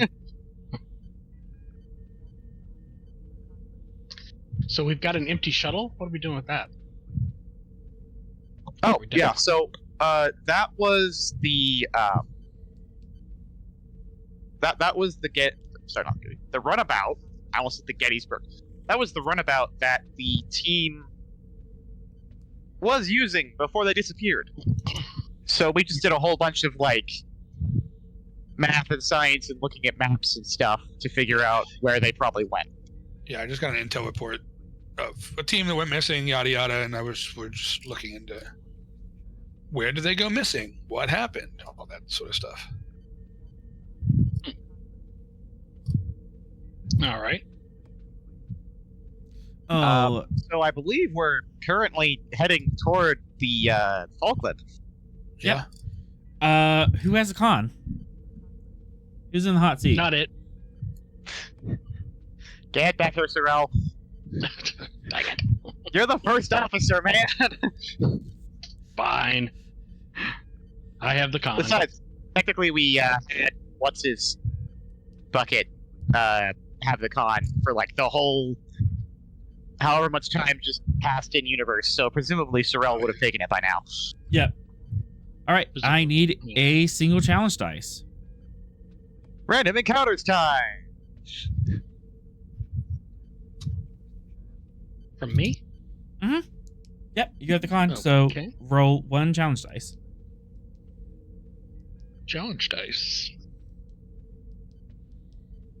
Is a thing I can do with my character sheet. We love our challenge dice. We do. Everything went well. Nothing exciting happened on your watch. So- Excellent. Anything in particular you would like the ship to do besides continue moving forward?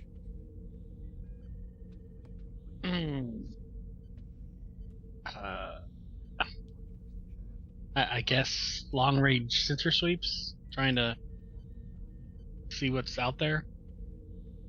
Absolutely. Reason science diff 0. Okay. Science 0 give you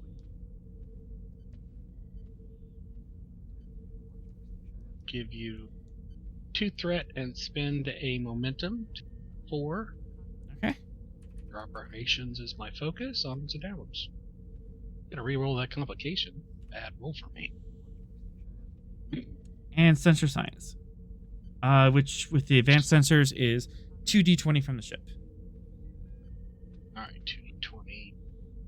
Because that talent got updated, and I think it works a lot better. Do we have the Gettysburg on board or not? Gettysburg on board, yes, but it wouldn't affect this roll. Okay, I just didn't know which character sheet to use. Yeah. All right, 2. We haven't hijacked the Gettysburg yet. Gotcha. Yet. You said 2. I rolled 2. Tried to. Just hit it again. Play it again, Sam. 1, 2, 3, 4.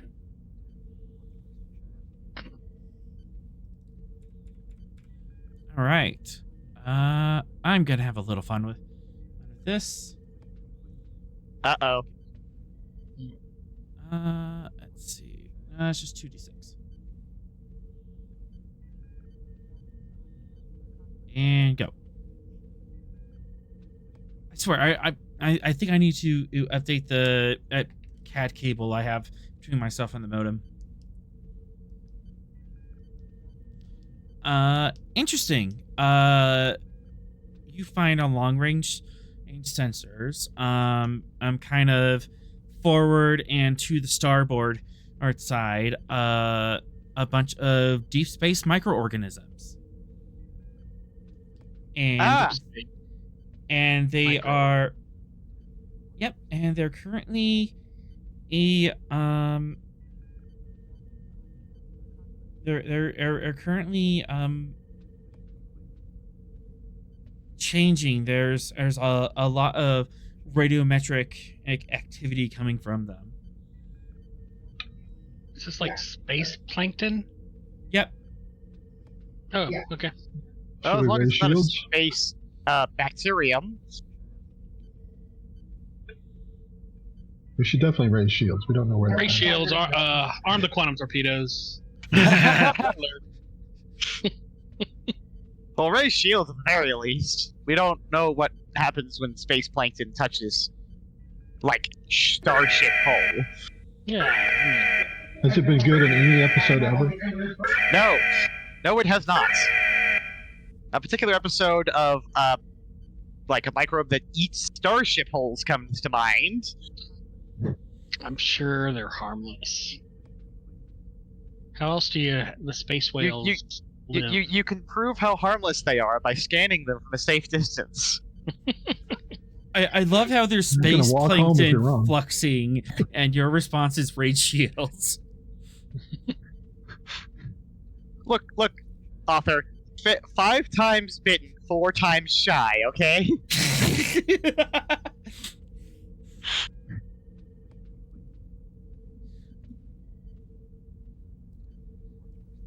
So anyway, yeah, Ray shields. Yep.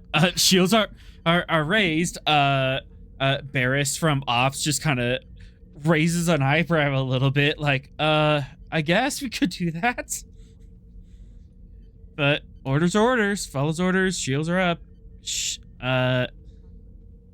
You want raise ship? Comms, contact the space plankton and see what their intentions are.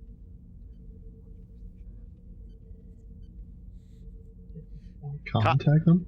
Contact? Yeah, sure. Yeah, raise them on subspace. You attempt to raise them on subspace. They do not answer. They are plankton. I mean, do you want to do like a more in-depth, like get a little closer and do a more in-depth scan?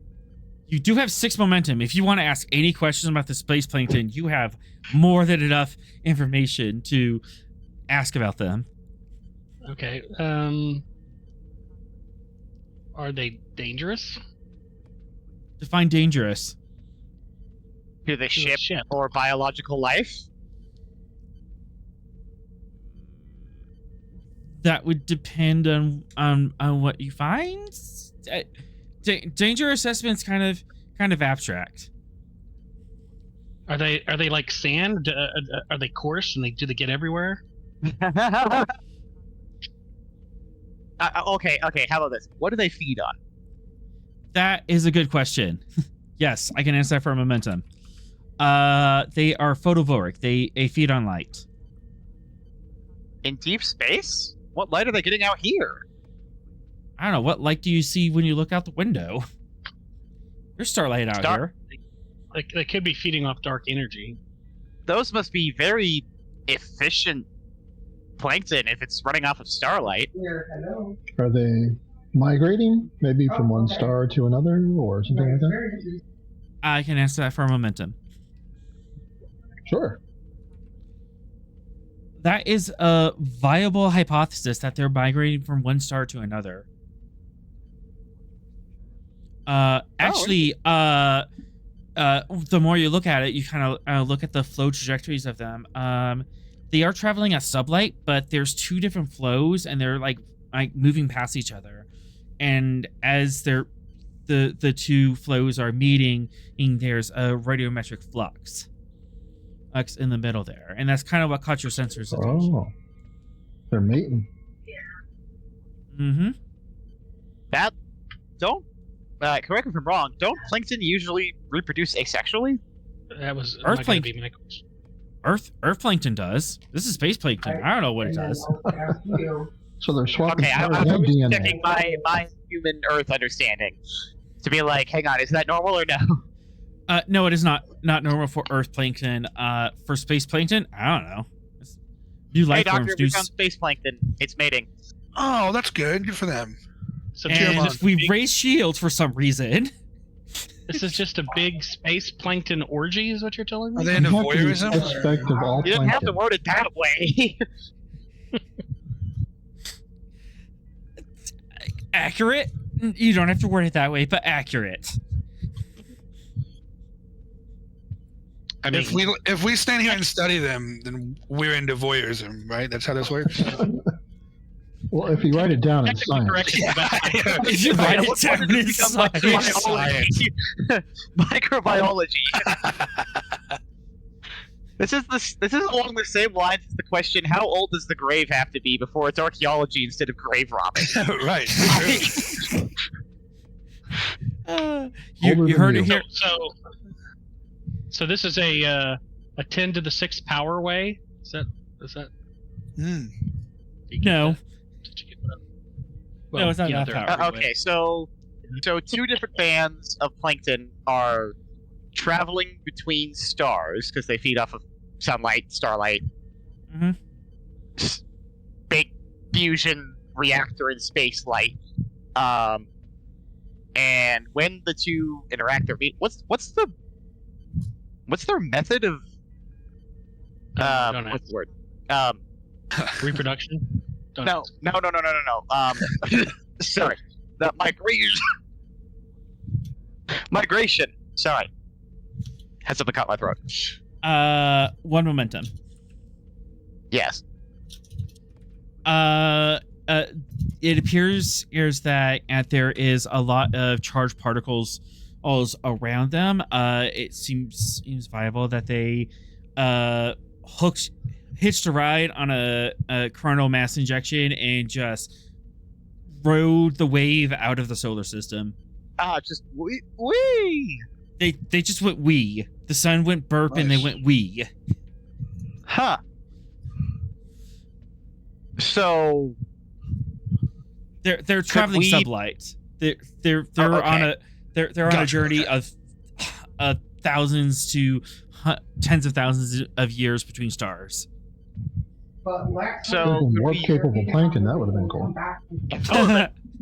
well, no. If we get warp capable plankton, then at that point we're looking at like an offshoot of P. Stellivatori, and no, thank you.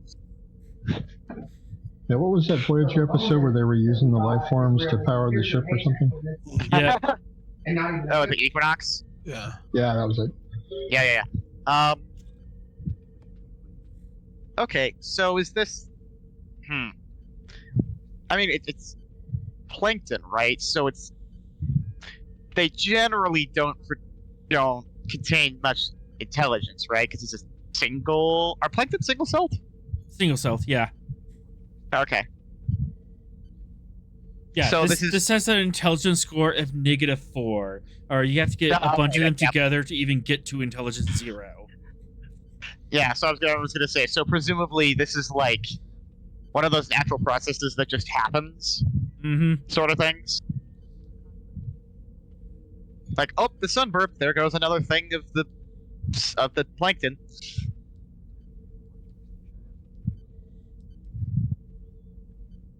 Exactly. Okay, interesting. Well, I'm sure our microbiologists on board get to write a new paper.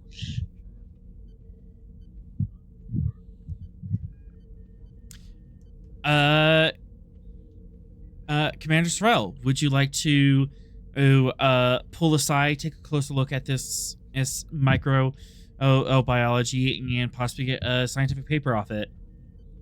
Yeah, let's crash the party. All right. Commander's orders, and we pull over and you drop out of warp, fair distance away from them, and in front of them, it's just this like two streams of light, just passing each other, and where they meet there's a glowing green blue swirl of energy about them. Oh, so it's kind of like that plankton that like glows in the dark in the ocean sometimes. Mm-hmm. Oh, cool. Yep. You're within close range of it.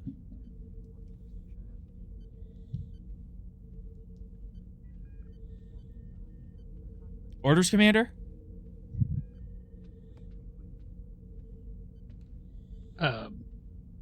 Maintain speed and distance as the scientists do their science things. Aren't you one of the science guys? Yeah, aren't you like the king scientist? Well, he's like astrophysics, though, not microbiology. Sorry. I don't do that icky biology stuff. That's for losers. He's solving the mysteries of the universe.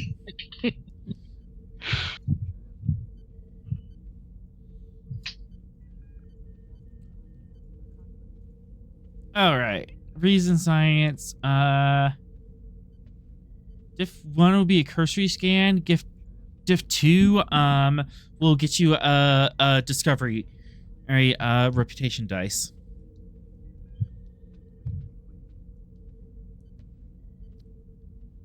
How deep do you want to look? Your call. Okay. Wait. What kind of roll did you say? Reason science. Base difficulty 1. If you go to diff 2 or higher, I can give you more information. Okay. Let's go to diff 4. Oh goodness. Give me the full boat. Yeah. Here we go. Sensors. Science. Do you want to pull a microbiologist from your support staff? Yes. Yeah, from the support staff. Let me see. Yeah, it has biology. My science officer spent 6 threat to study space plankton. If that's not one of our games, I don't know what is. There's a poker term. Let's get this game out of the muck. There could be one of those, foundational critters that are like, the foundation of all life in the universe and whatever. Oh, yeah, wait a second. Panspermia, for sure. Let's see here. Nope. Not yet.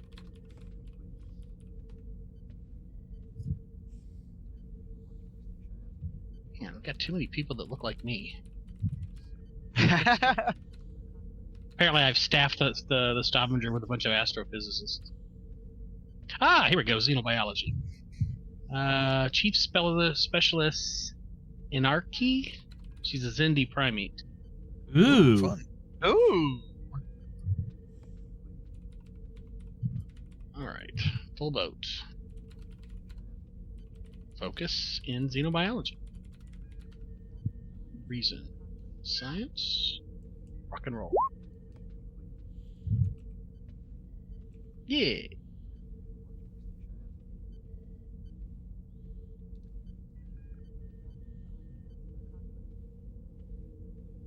Sensor science for the Stavanger. That up, so there you go. Oh, nice. Add another bow.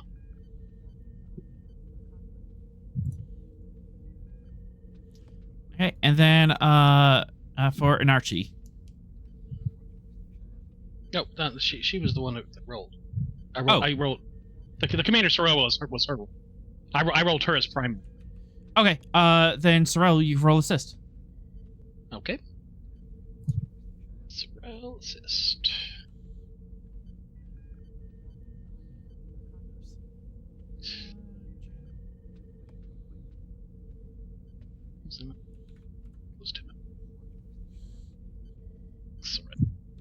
Okay, go. Sheet. Science. Yes. I don't focus in biology stuff.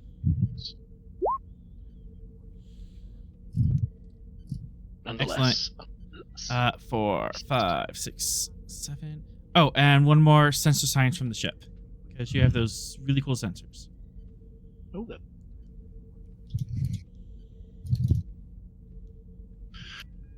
Aha! 4, More. 5, 6, 7, 8, and 4.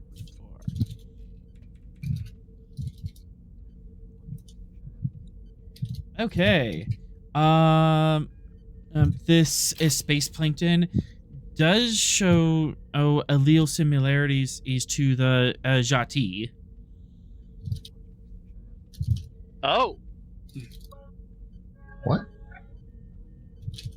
What? we might have found where the Jati came from. Or at least possibly. How are we associating them with them?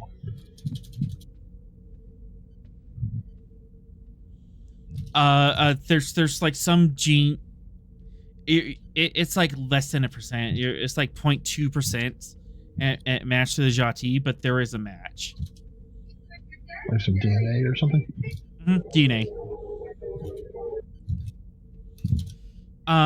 They are photovoric. They don't have much of a propellant ing system.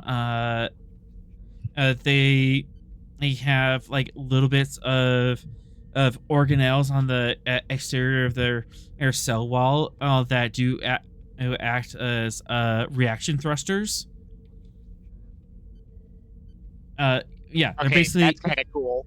yeah, it's basically like two chambers on the a cell wall, and when it wants to move, it sends a signal, and it just burps the two chemicals together and makes an explosion, and they rocket off. And by rocket off, I mean they move like, I don't know, like a centimeter a second, which is pretty fast for a microbe.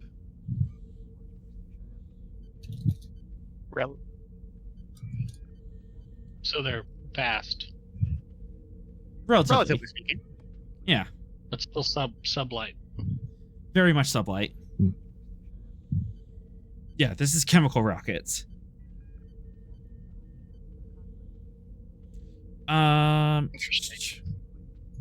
They have super hardy cell walls that protect their squishy innards. They also have really robust DNA repair mechanisms that you found. Even more robust than like complex X organisms like us. You might be able to learn something about cancer treatments from them. I mean, it makes sense. If you're something in deep space, you're going to be exposed to all sorts of radiation. Having the ability to, like, fix your genetics is a really good thing to have. Yeah. Each one of their it's not quite a nuclei. They do have organelles, but the DNA is not quite in a nucleus. It's in a metallic shell in the center of the a cell that reflects radiation. Yeah, it's an iron aluminum oxide shell that holds their DNA, and they have 4 copies of the DNA. And if one of the copies doesn't agree with the rest of them, they disregard it. Well, Chief Specialist Anarchy, do you have enough data here to write your paper? Yeah, absolutely. I'm super interested in this DNA repair error mechanism. Perhaps we could get the doctor's opinion on this, as we might be able to reverse engineer it. Yes, perhaps he would be willing to be a co-author. Of course, I will also be a secondary author. Please, provided the data. So many co-authors. Yep. As is usual on papers. PhD. As is usual on PhD level. Yep. Yeah. Particularly science, there's you'll see 8 or 9 levels from lab paper. Do they all do like equal levels of work on the paper, or is it like this one dude did a study and now he's in the paper? It varies. But if you're willing to write the literature review, you can be an author on the paper. Nobody wants to write the literature. So, Guy, you are made aware that I guess we're calling astrophages, since that sounds like a good name for it. These astrophages have a super unique and very robust DNA repair error mechanism where most DNA it has 2 copies and it just kind of runs them, and if there's a mistake in one, it just kind of steps in.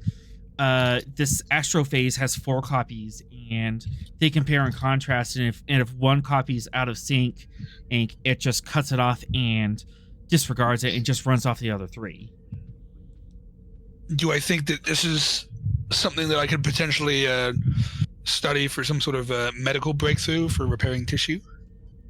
Or cancer. Or some sort of harmful cell. Yeah, for 2 momentum, absolutely. Yeah. What would be the process that I need? Would I need to take a live sample? A live sample would definitely help. Can I call up to Commander Sorrell and be like, Commander, I'm looking at the scans that we're seeing of these astrophages. Some unique potential study I could do for their cellular healing structure of some sort. If it is acceptable to you, I would enjoy a small living sample beamed to a medical quarantine down here so that I can study them. It will be a process, of course, but something I could potentially work on.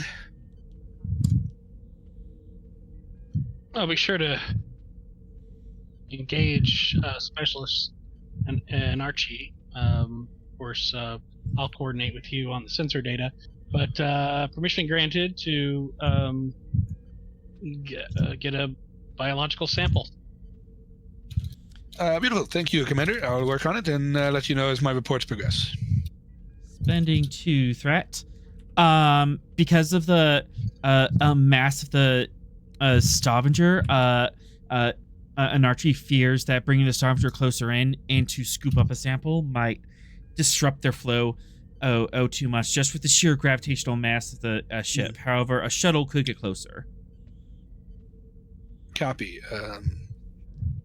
Yes, let's send someone out to... No, actually, it's an Archie. You can assemble an away team and go get your sample. Nice. I'm sure the doctor would be happy to... All the company. Yeah. Aye, sir. Alright, and Archie's going on a away team. Doctor, you're going? Yup. Alright. And I have Doctor on here twice. There we go. Phoenix, what's your opinion on all this? How are you reacting? As the nerds are nerding out. It doesn't seem like an obvious threat. No.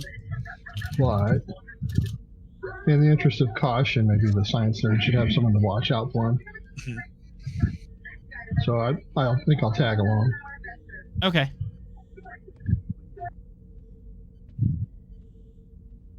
They'll need a pilot.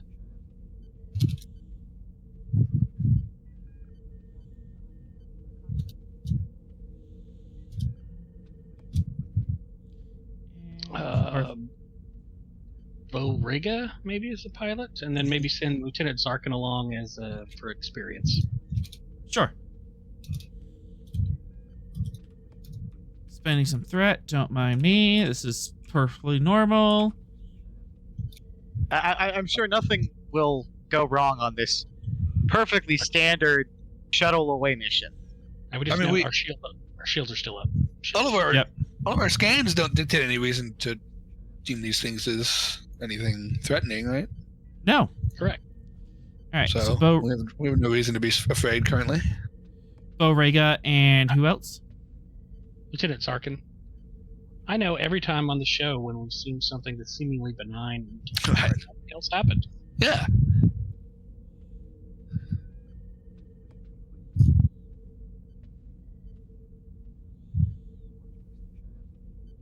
All right. Shuttle. Oh, away. What craft are you taking? The Hawking science vessel. Hawking it is.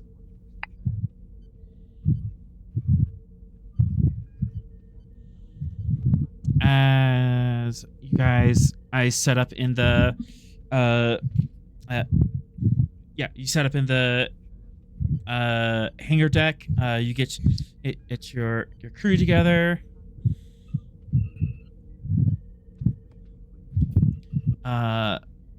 Specialist as an Arche is really excited and double checking everything and making sure we have like super sterile conditions and the right the right containment vessels. Else we don't want to do any harm to them, and we have to make sure that we don't disrupt their habitat.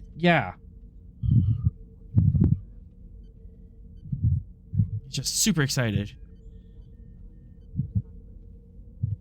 God, I love plankton.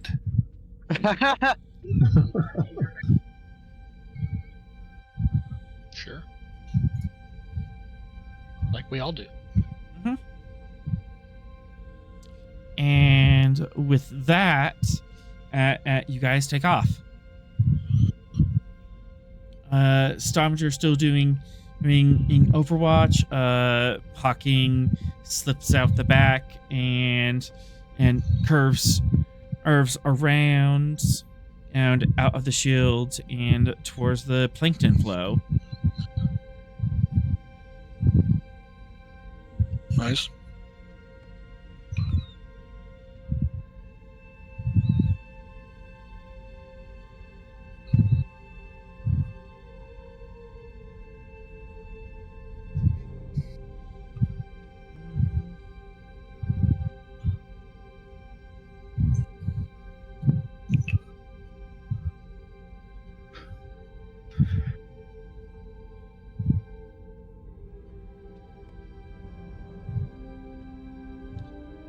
Okay. You get closer and you see them on the horizon. You see them on the horizon. This blue-green swirl starts filling the view screen. Mm-hmm. Now, what is the current modular lab in the Hawking? Do we know? You can set it up right now. You would set it up. We set it up for like a biological containment testing facility type vibe? Absolutely. There we go. That'll help us out a little bit. Cool.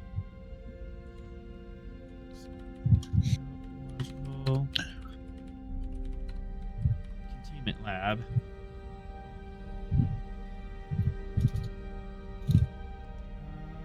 As you're getting closer.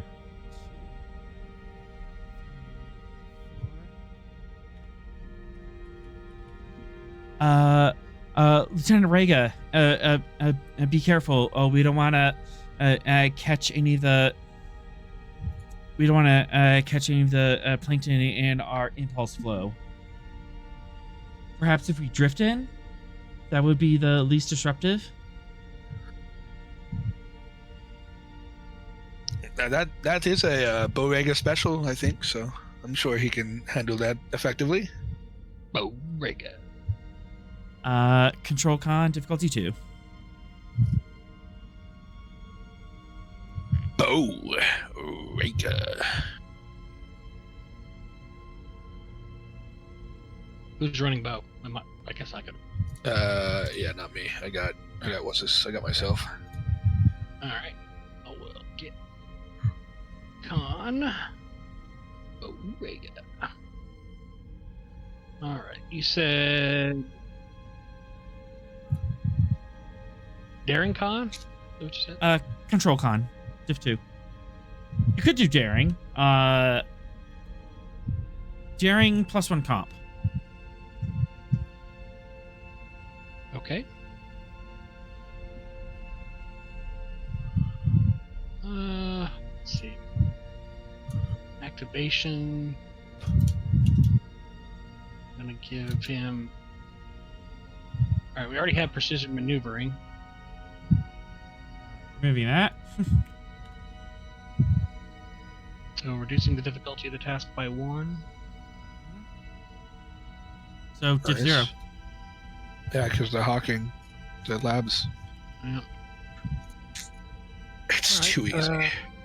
I will give you a threat to get to 3. Comp 2.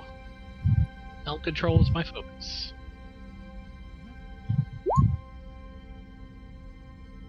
Wow. Re-rolling the complication. That sucked. There we go. More like it. And then the hawking.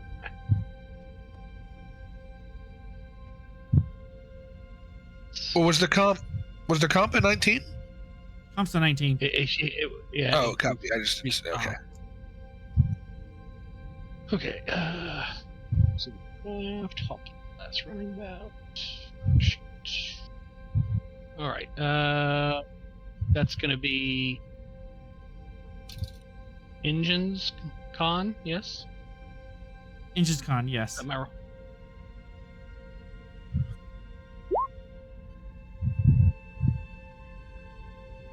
Yay. Nice. I said that's pretty good. Yeah. I say that's really good. You mentioned you have to float. Is that squiggly lines or is that the plankton? That's plankton. Oh, okay. Because We're I just noticed using it was kind of coming, it was bleeding over the screen, and my immersion. rabble, rabble. Immersion.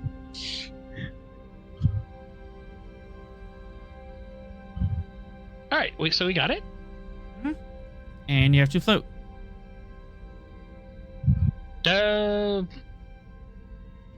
Optimal drift pattern from boat. Yeah, that's what I was kind of thinking. Yeah.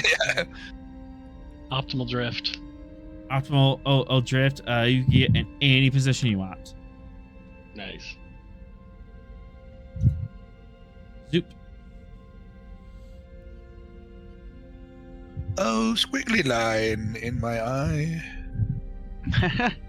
Why do you hide, squiggly line?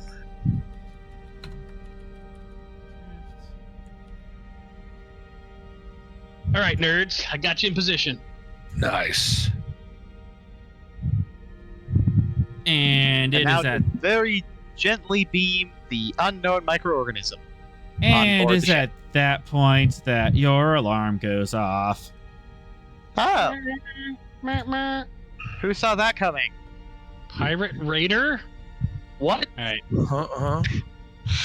A junky pirate raider airship that was hiding in the glow pulls out and comes within close range of you. They want to ambush a runabout with the Stavanger Stavanger sitting nearby? right there. A bold choice. A bold choice indeed. Cotton. Let's see if it pays off for them. Bold move, Cotton.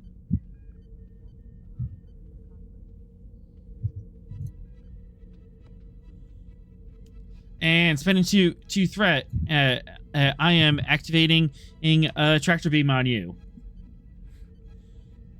Oh no! They've tractor beamed the shuttle. Okay. Can we open a hailing frequency? You certainly can. Hailing frequency is open. They picked up? Yep. Unidentified vessel. This is the Federation shuttle Hawking with the USS Stavanger in close proximity, doing scientific evaluation of this biological life form. Release your tractor beam, please, and you can go about your day. No hard feelings. Not until a female voice comes over the con. Not until you give us your goods. Our goods. Do you? I'm sorry, I'm a little confused. You do see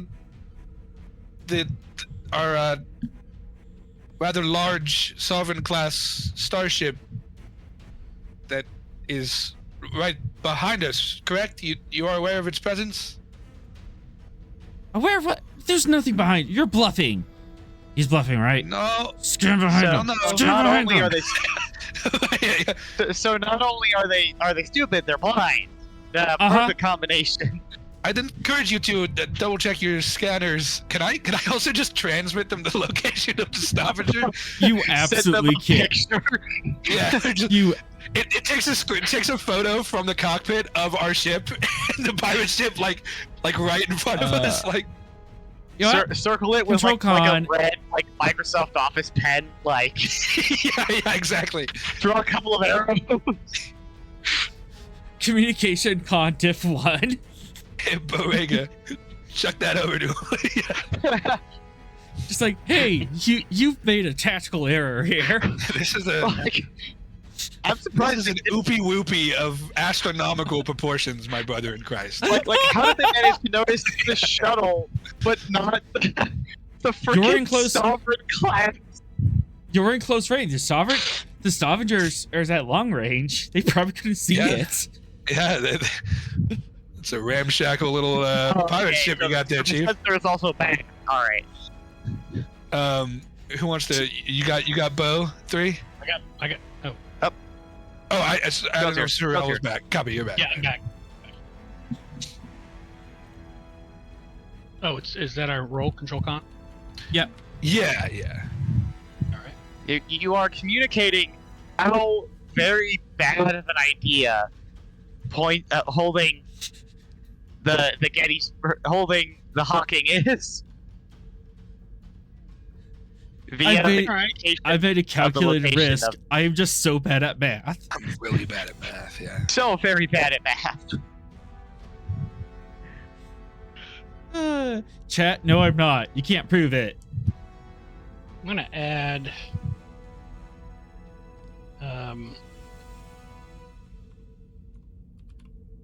Yeah, I mean these guys are screwed. Unfortunately, it just depends on if the ship's gonna get glassed or not. It's really. Yeah, the question is, do we let them go with a warning?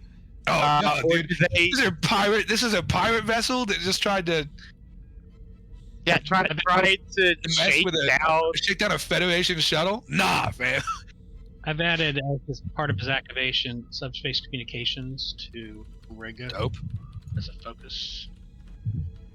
Yeah, he got really good at sending messages after sending that GIF to 3 that one time in the middle of the storm. Yes, yes. I'll for sure. So there's a through line here. One threat for an additional momentum, and do you mean like additional die? Yeah. Yeah. Sorry. Also, why are you rolling command? Oh yeah. Or I've got control con. What? Is your con 4? It's the same number. All right. Yeah, con is We'll take it. I'll take Command it. is 3. Something's going on. Oh, there. weird. Yeah. Oh. So First, anyway, you roll 20. you're hawking Goldberg. on. Well, this is not a great roll. Yeah, didn't expect much.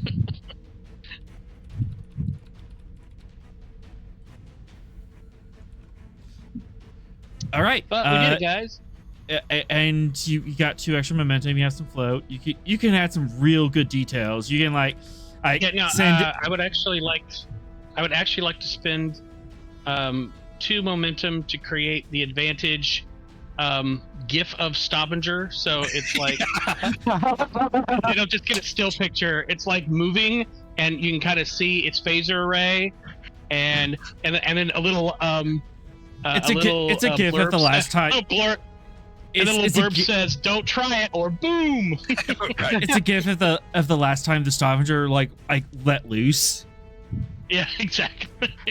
Full quantum spread. Yeah, it's a gif of just a full quantum torpedo for us. So tragic. And the little skull and crossbones just kind of comes down from the top like it's the like game over. Wasted.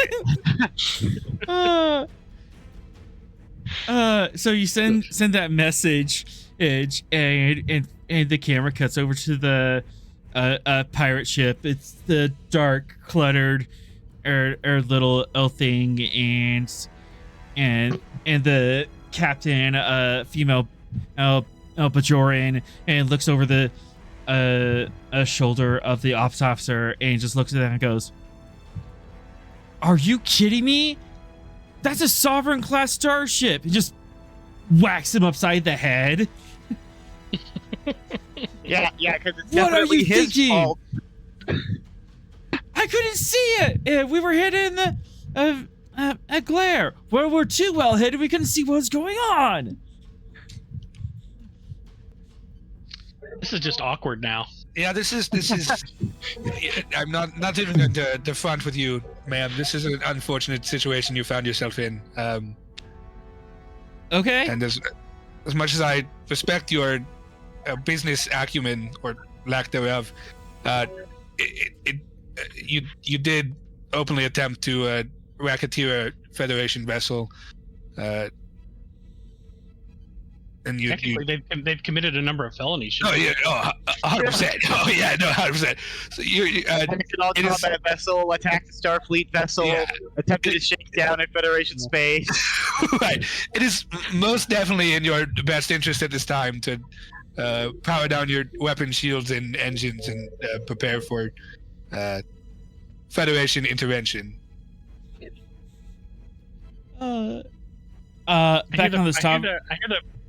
I hear the penal colony on Beta setup 4 is really nice this time.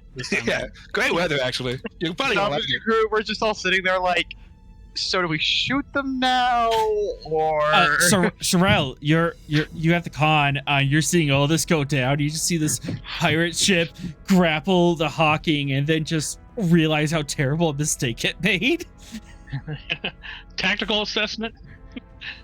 One good photon torpedo. Yeah. I think one good phaser blast could take that thing out. A solid phaser blast would rip their shields off, leave them with a good couple breaches.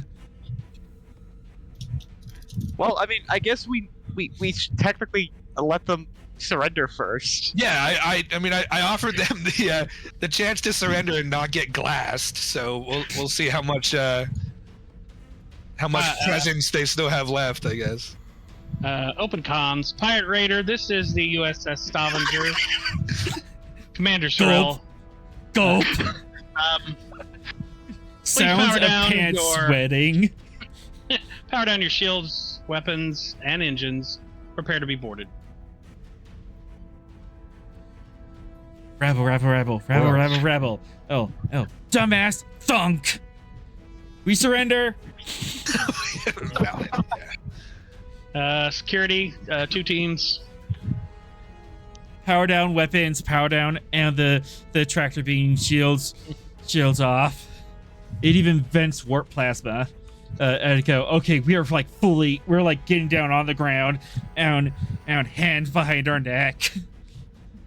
Did they just vent warp plasma into the space, Plankton? Oh no! Oh no, I did say that. Why would they make that choice? Oh, as they're surrendering, they also commit an ecological. These guys suck at their job. Oh no! Now they're guilty of eco-terrorism. Right. These guys are not Did we having get a good day. They're We not got our having a sample? good. We got our sample, right? Uh-huh. Oh, Got our good, sample. good. Okay. Is there anything we can do to redirect the warp plasma flow away from the astrophages? Yeah, warp plasma's over abs- fast, right? Do we have time to? You absolutely have time. I'm to react. That was class 1. I'm making this a class 3. That they messed up. No hesitation. Absolutely. All right, so that's one threat, and you go first. What you doing? Sweet. Okay. Can a tractor beam contain warp plasma? Like, can I just gently nudge the cloud in a different direction? Because plasma in itself has no propulsion, right? It's like It's vented, so it like was a gas under pressure and it's now expanding outward. So it has that Okay. kind of propulsion, Yeah, so- but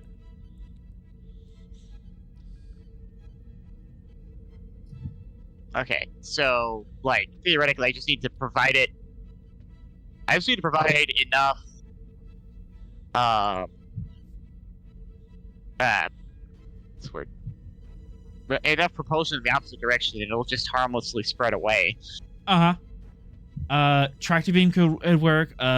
Photon torpedo, deflector dish. You know, you have options. An inverse something should do it. Yeah. Yeah, exactly. This is the best random encounter ever. I love this. I'm having so Yeah. much fun. All right. The idiot pirates commit let's every crime in the reverse the, Starfleet JAG manual. reverse the polarity on the tractor beam, and so it pushes instead of pulls. Yep. All right. That is going to be control. Tractor beams like security, a security thing. Difficulty 2. Oh, wait, no. Base difficulty 3 because as of the threat spans. And that is structure security. Take a bath. I have plenty of those. All right, this music's too serious for the situation. Right. Yeah. Absolutely. Yeah, we need the Benny Hill music at this point. Yeah, There we exactly. go. This is also a very good one. There we go. That's some appropriate music right there. Yep. Wow. Wow. Worst pirates ever. You'll never I'm forget the surprised these name guys Jack managed to get their hands on Sparrow. us. I'm not gonna bother learning these guys' names. They don't deserve that level. They don't deserve that level of These respect. guys are somehow going to be a recurring encounter. It's just the bad luck pirates. Just like It's like the. Did you guys ever read Asterisk and Obelisk? oh, yes. Yeah, that one pirate crew that Asterisk and Obelisk keep running into, and their ship keeps getting sunk. Yeah. That's what these guys are gonna be. All right. Control security to 3. Who's got it? And are we doing this from the Hawking? I'm guessing. Yeah, Yeah, I mean, you're if we're right doing- there. no hesitation. Yeah, do the Hawking. Yeah, I feel like this is Venix will. Yeah, this is definitely Oh, unless I was doing an override, in which case that would be a con. But go ahead and take a threats and a focus on shipboard tactical systems. Absolutely.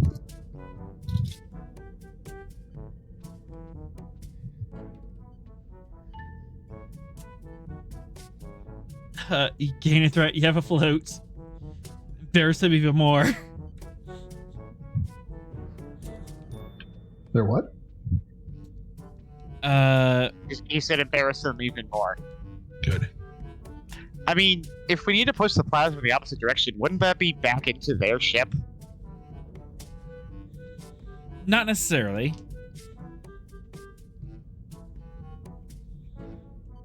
But for two momentum, absolutely. I should probably be fine in the morning. Yeah. All right. At 9. Just bad luck, guys. So they surrendered, or powered down everything, vented the plasma from the nacelles to show we are so not running anymore. And you guys pushed the plasma out of the way of the plankton and back into their ship. Fires ignite everywhere. Things are sparking, and the ships are delisting. I bet that thing is a floating OSHA violation anyway, or Yep. space worthiness violation anyways. So Well, I went Is the in damage so bad they need to be evacuated immediately? No, being put Okay. in general. but now if they wanted to run, they probably couldn't. They couldn't get enough power to re-up their warp plasma anymore. And their sensors are blind, and their weapon systems, what's left of them, yeah.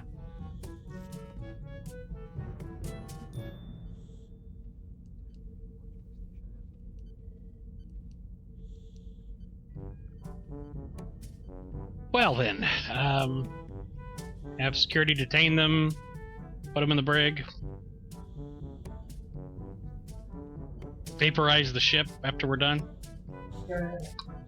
I have a thought on this ship, actually. Suppose it were to be used for a Salvage? certain undercover investigation on a certain planet. All right, well, let's put it in tow.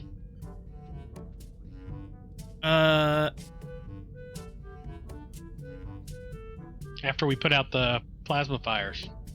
Right, yeah. Not for 2 momentum, you can recover the ship, and it is scale 2. You can park it alongside the Hawking. All right, yeah, bring it in. Full security search, Mr. Venix. I want to know.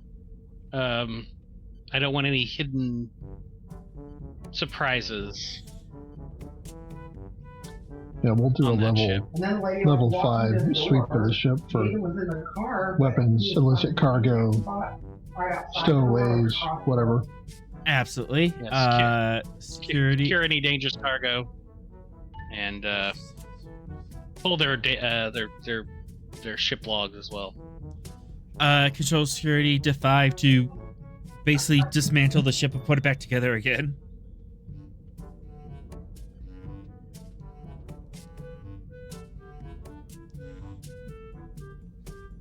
Well, at least this is now the Stavanger. So we've got the advanced sensors, right? So reduce that. Yep. Right, I'll go ahead and Or I And- guess Got 'em we roll correct. twice. Yep, and the Hawking gets their sample. You get your little blue jar of glowing plankton, and you have a really good sample. You might be able to cultivate it if you study it enough. So you could use this for ongoing medical research. Excellent. Be a nice paper to add to the resume. So anyway, we get all of the momentum here. Yep. Dear God in heaven, I didn't even see you. All right.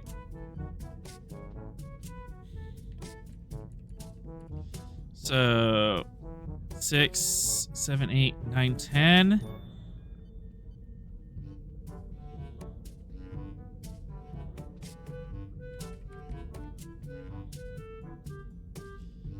So we're at 8 momentum. You take this ship in, you tear it apart. It is basically a Corvette that's been converted 50 years ago, and is held together by duct tape and prayers. Errors in some places. Definitely OSHA violations all over the place.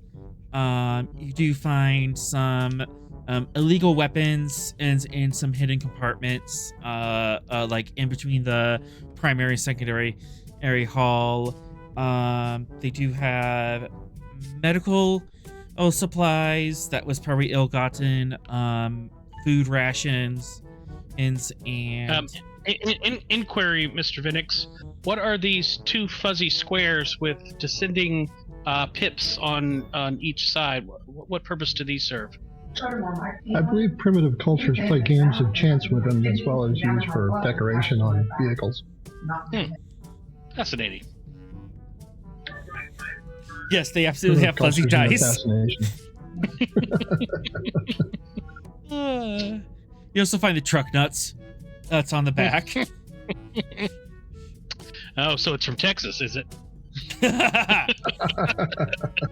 With a gender-affirming care.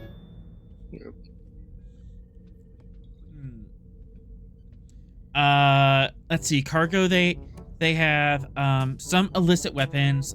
Nothing like some photon grenades, some disruptor rifles. Nothing that's like terrorism worthy. A couple crates of medical supplies that you don't think they have clearance for. Emergency, and then they have 2 kits of emergency shelters.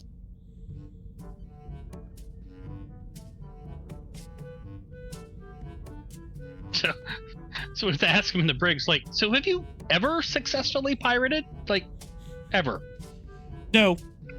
They mostly do smuggling jobs. They found the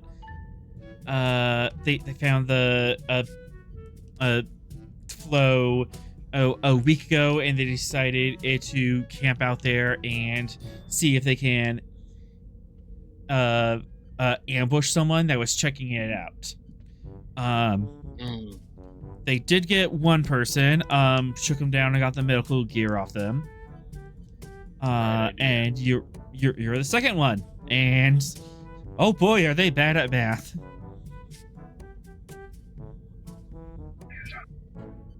But mainly they confess as to smuggling goods from Washington Station out to colonies, art supplies, nice illegal crystals, those a little bit of illicit drugs, but nothing too harsh. What did you say the captain's name was? I haven't given the captain's name. She is. Scroll up here. I rolled for it. Keto Iza. Space weed? What? Yeah, space weed. Nice. Oh, okay. Oh, so not only are we arresting them for everything else, but also possession charges? Is that? Yep. What was her name?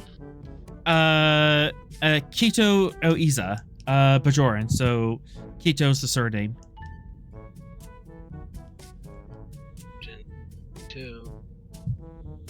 Is Baj? Baj is the Baj is the species. Baj is for Bajoran. Okay. Gotcha. Sure.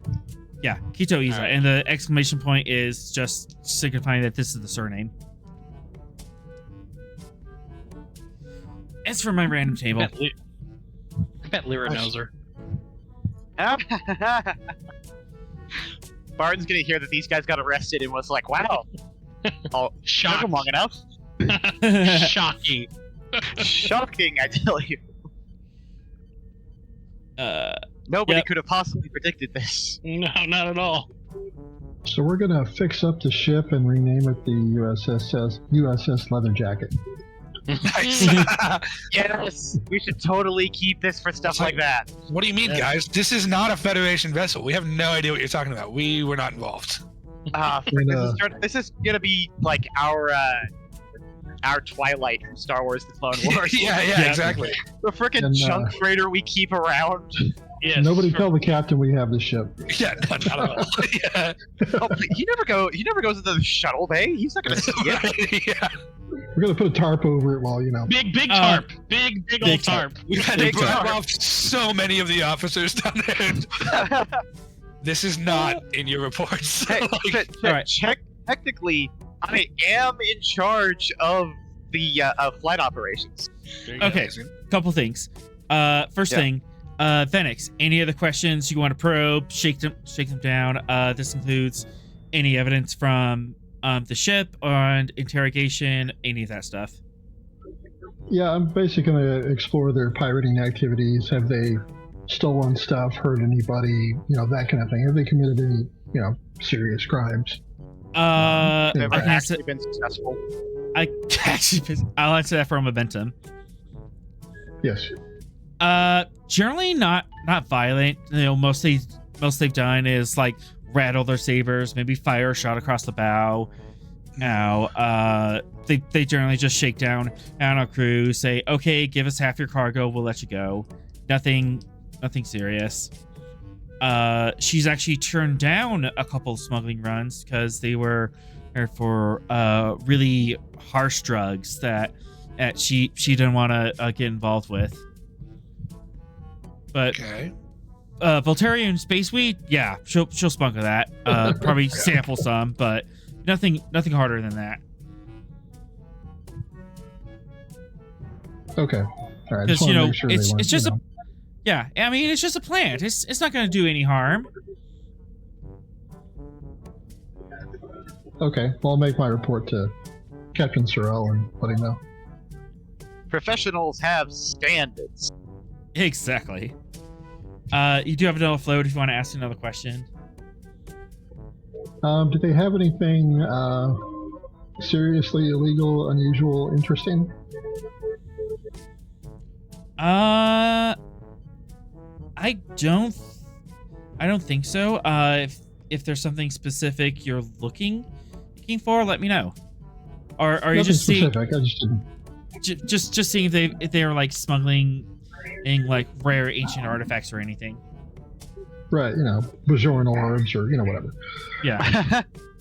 Oh God, if these guys have Bajoran orbs. Yeah, first off, how'd they get that? Second off, diplomatic incidents? You know what? Oh, good heavens. Oh no. Oh, no. They do have some. Three, that's twice you violated the player prime directive tonight. Excuse you, I'm not the one who mentioned orbs. It's That three. Watch An out. example. No, it's not Bajoran or an orb yet. Okay. But they do don't- have some archaeological finds. Oh, really? Ancient alien tech. Oh. Oh, boy. This could be anything from, like, a toaster to They don't know something what really it. bad. They don't know what it is. It's basically a crate of ancient alien tech, and basically just sundries that you would just sweep off someone's desk and put in a box. They didn't dig anything out of it. Okay. None of So, it appears to be working. Evidently- However, it does appear to be the same tech that we've been dealing with, Promethean. Hmm. And So we should definitely confiscate that. and they said that there's a huge market for such stuff. People are paying top dollar for Promethean tech. Oh, the Interesting. ancient tax must be getting headache after headache. Can I ask them where they're getting this from?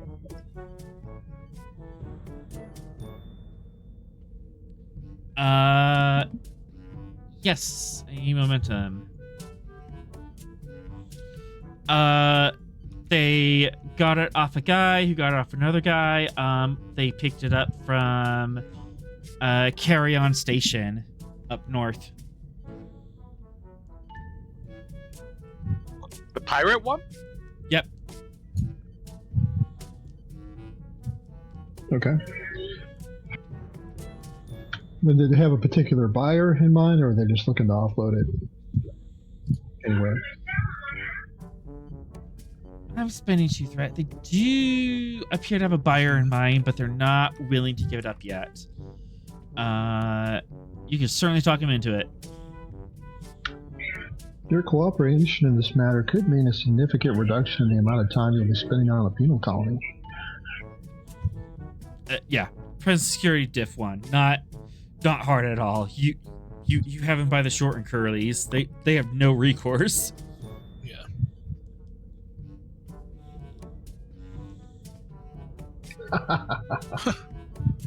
Oh my gosh. Yep. Oh, they're both just one outside of it too. Look at that. It's 2 succeeded cost? 13s. Uh-huh.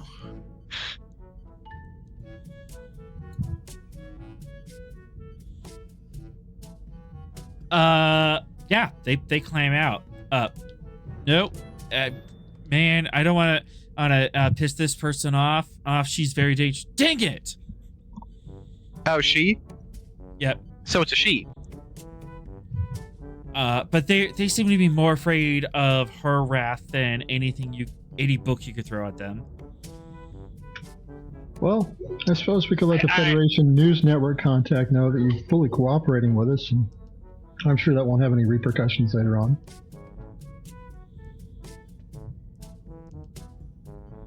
You know what? Penal colony sounds good.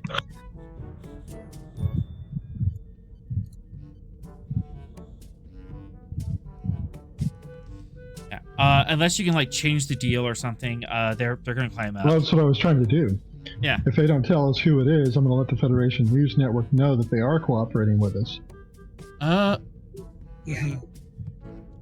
so you can And put them have on given us- blast. Okay. Right, exactly. Do you fully intend on doing that? Only if they don't cooperate. All right. At least that's what I'm telling them. I don't actually. intend to See, do it. you'll never work a day in this town again, kid. Above game. Above Not game. a- Do you intend? Not a bad town. Yeah. Yeah. Above game. Aim is this persuasion or deception? Persuasion. Yeah, Alright. Diff 2. Nothing like a little blackmail to grease the wheels of an interrogation. And you know what? I'll give you 3 points of threat. Nice. It Given looks the like situation? I need it. All right. There we go. I need to work on my bad cop on the holodeck.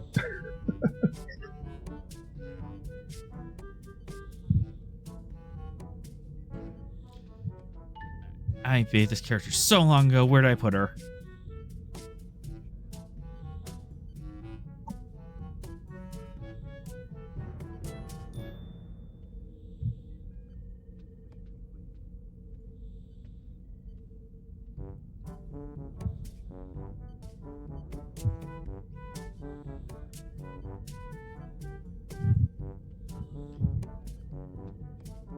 Okay, that's a weird place, weird folder for her to be in, but it works. Pola Bovziv. Tellarite. Oh. Yeah, they do have a bit of a nasty. They do have a bit of a tendency to hold grudges, don't they?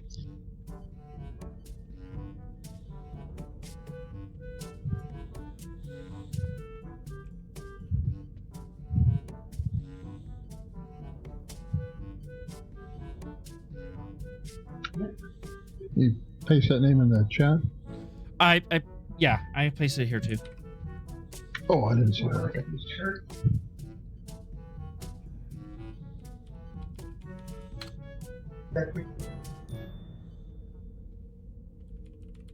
I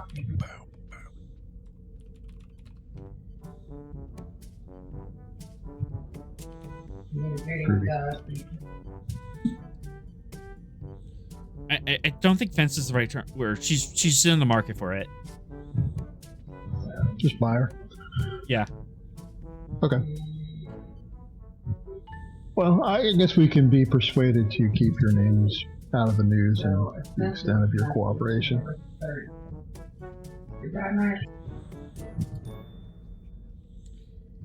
Yeah, that would help. Yes.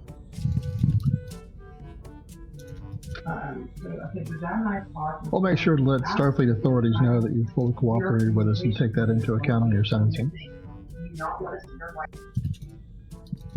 That would definitely help. Ask them if they know where Barton and the Blazing Glory. Oh, by the way, are you familiar with the Captain Barton? The hero Captain Barton?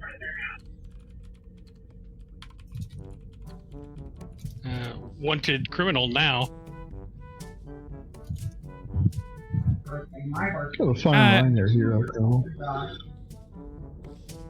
I mean, heroes can be wanted by the state too. Anyways. Yes. Yeah. I know him. Haven't heard from him in a little while. Was he doing well the last time you saw him? Last I heard from him, he was on the run. On he's pinned him in for some sort of terrorist act on Washington Station. But he slipped out and was actually looking for Ziv. Huh. For one momentum, I can remind you of something. Yeah, please do. Yes, I feel like we're missing something. What was Barton carrying when he was pinched for that? What was he trying to transfer? Digging equipment. Digging equipment, archaeological supplies. Yep. Oh, for the person who presumably wants. Wasn't Ziv his contact on Washington Station? Mm-hmm. Yeah, that's the guy. That's the guy. What system did you see Barton in last? I didn't see him so much. I've heard him. For 2 momentum, I could give you the frequency he was on. Why? Does it matter? Yes, please. No. Please write down someplace permanent that you have a special Barton communication frequency. Huh. You have his phone number. Cool.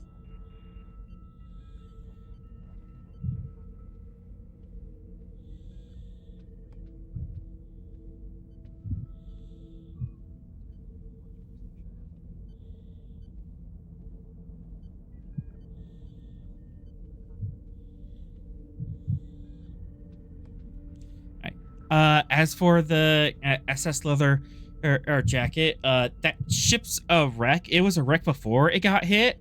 It's gonna be a project to fix her up to flight capable. Engineering. I like the projects to restore and soup up a ship. It's not only an engineering project. Our engineer is former Maquis. This is literally what she probably was doing. Was fixing up these old ships that can be run. She'll be so happy. She will, honestly. We've just given her a project car. First she's going to be terrified because this car's rusted through and the steering wheel has been replaced with a frisbee. This is a piece of junk. Fastest, we'll make it the fastest hunk of junk in the galaxy. There we go. She'll make 0.5 past light speed.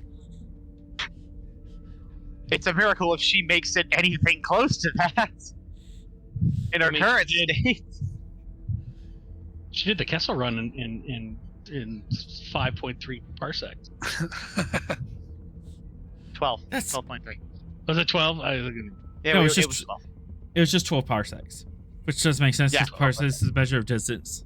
Distance. Doesn't make any sense. Makes zero sense, and they did I not. mean, they that in tried the to retcon. fix it in the one movie by being like, oh, he took a shortcut, so he shortened the distance Right. of the Kessel Run. Technically, right. Exactly. I But, like the headcanon that he was trying to pull a fast one to see how much they knew about space travel and how much you could charge them. Yeah.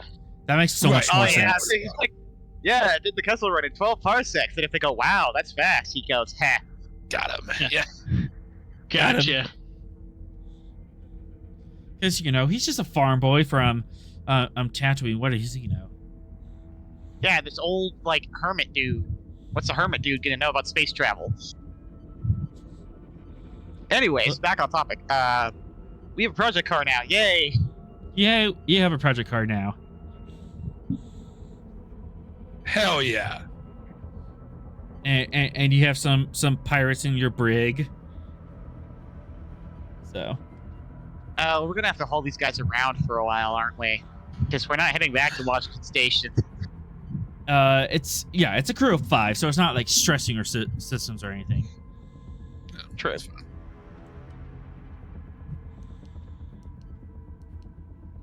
One of us. Oh right. So that was exciting. And Guy also marked down that you have a living sample of I think we're calling this the astrophase.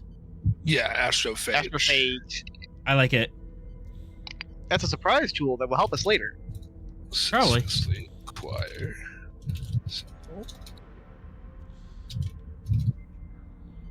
I'll just put that in medical and run all of the scans. All of them. Yeah, but that's probably gonna come later. Oh yeah. That's a for a later episode. All right. Doctor, that's scans. Yeah. Like 15 episodes from now, we're gonna have somebody with a rare type of space cancer. Yeah. We're gonna be like, wait a second. Wait, I looted that potion from that dungeon from like 12 sessions ago. Yeah, exactly. It's right here on my character sheet. I have a scroll of revival just for this.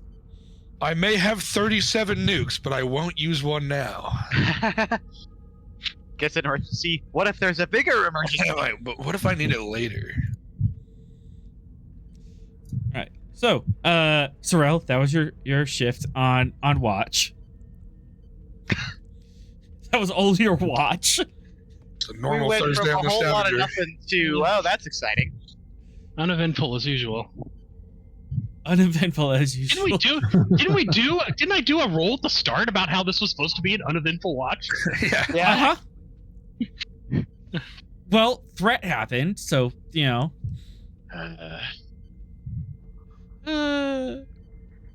It's fine.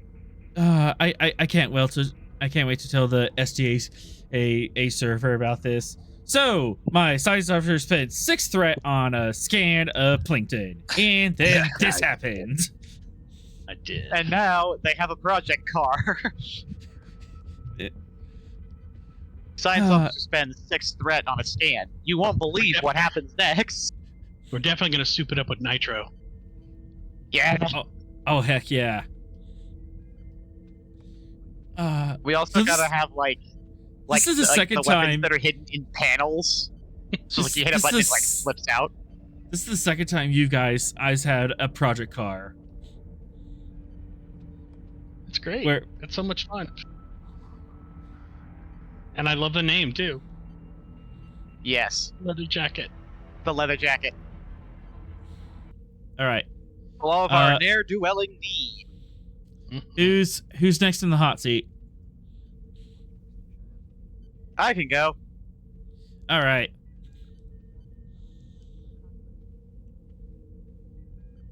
I will be meditating in my room. And I'm sure there will be absolutely nothing that happens to interrupt this peaceful meditation.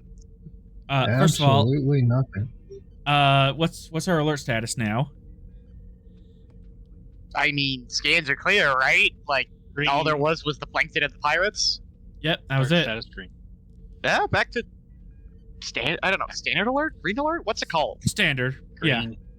Standard. Back to standard. All stations stand down. Okay, let's roll the dice of fate and see what happened. Single challenge dice, right?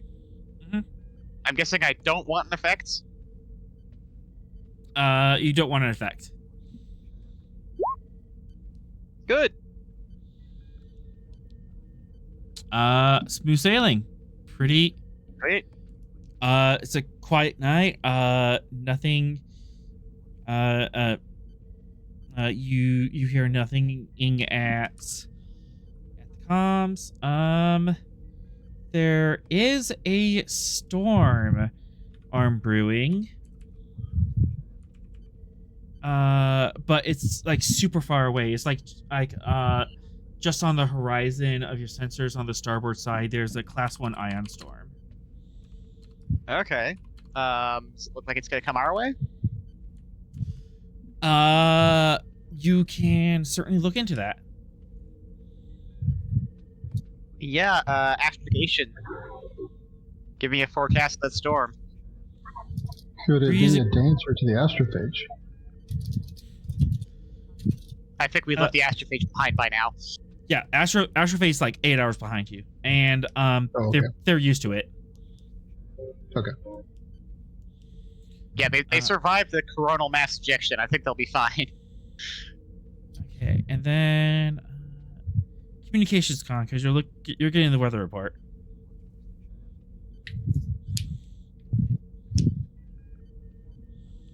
Weather report. It'll be wet tomorrow if it rains.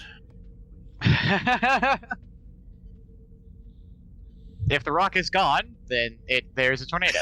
Right, yeah. Okay, reason con. Computer's helping, so here we go.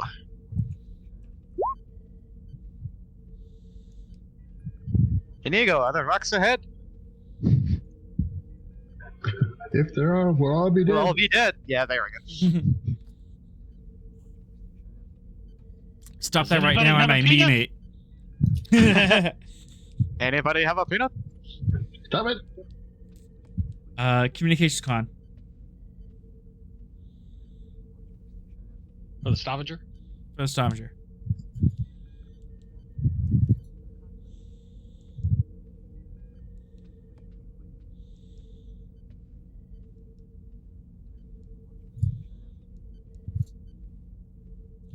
Three momentum.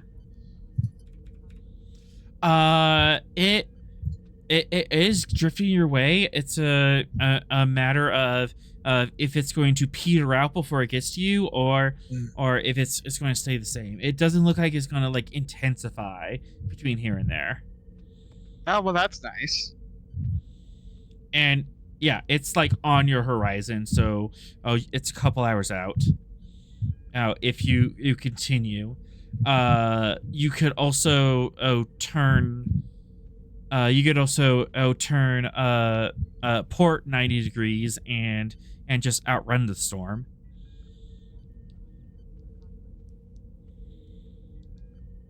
But Okay. that would mean extra time. Yeah, that would also mean a detour to get around the storm. Yeah, I was gonna. How much of a delay will that be? It depends on how severe of a pitch you take.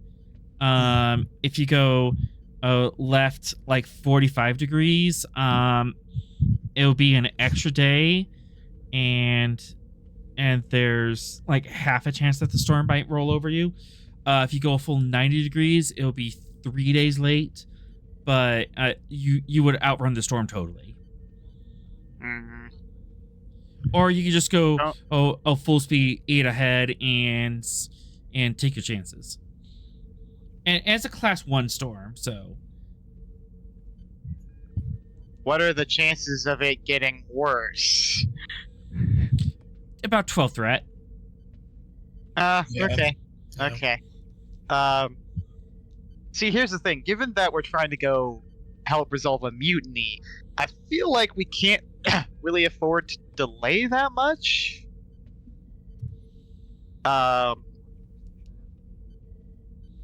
So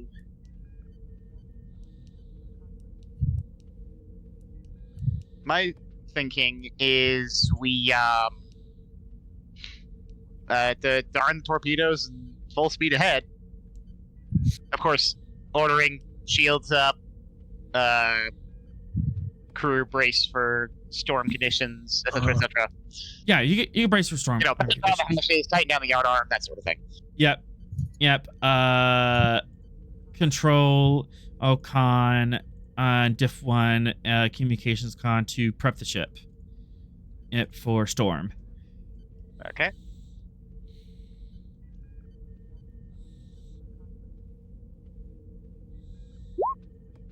Ooh, quash that, please.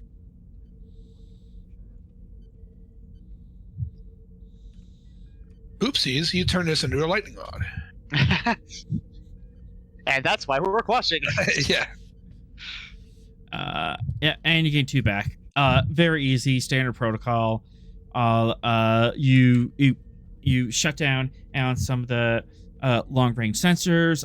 You pull in, you cover up some of the phaser strips so that way they don't get damaged. You degauss the hull so you're not attracting any spare ions, and you are all set. Nice. So, ship has the trait of storm ready. Awesome. I'm sure that will come in handy in a moment. Uh-huh.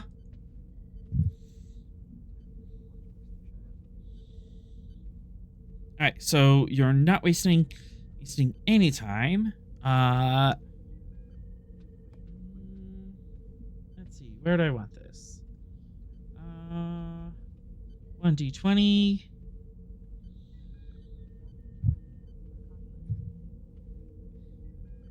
And lower the storm arm gets you.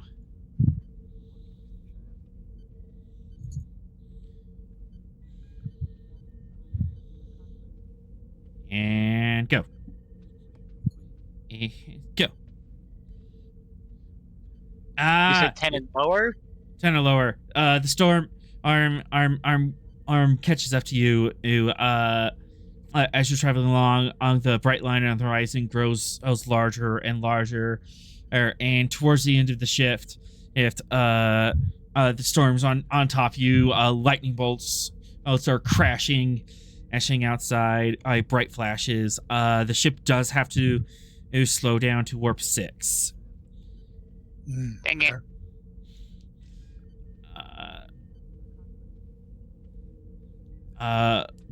Yep, lightning bolts also all outside, but it's class 1. Doesn't seem to be too serious. Yeah, it's a Cat 1 on Hurricane. You can ride this out.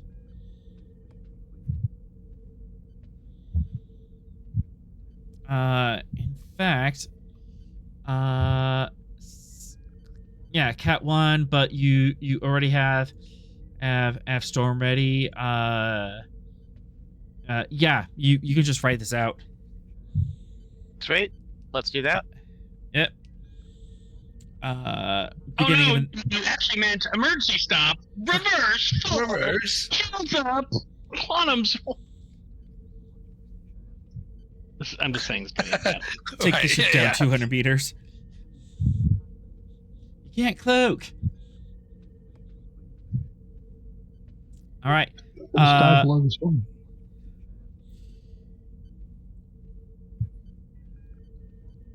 Yep. All right. Next shift. You have a storm arm on you, but the ship's riding her out.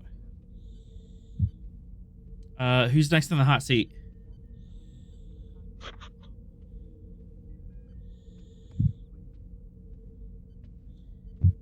Guessing Venex. Uh-oh. That is the logical progression, I think.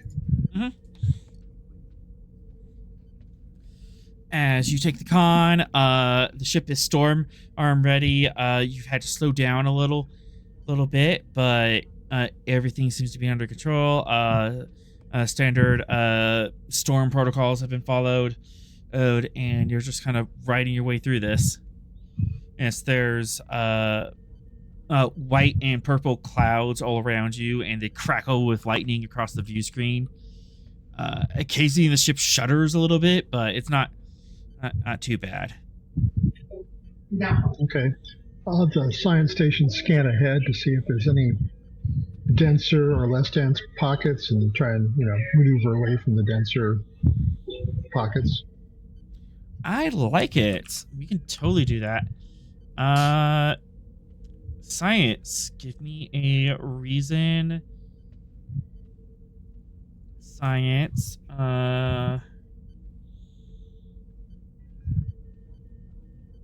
You're navigating. Difficulty 3. Brought down diff 2. Sensors con. I don't think Sorrel's gotten scanned for anything so far. No, he did. No, he scanned the space needles. Yeah. Oh, okay.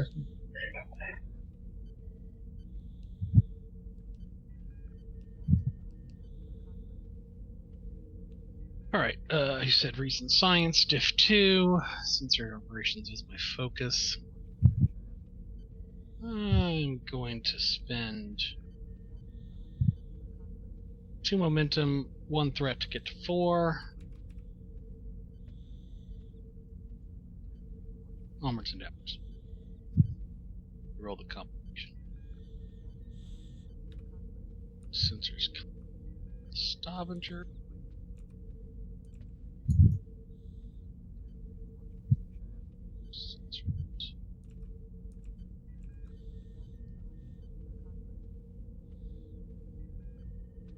Yep.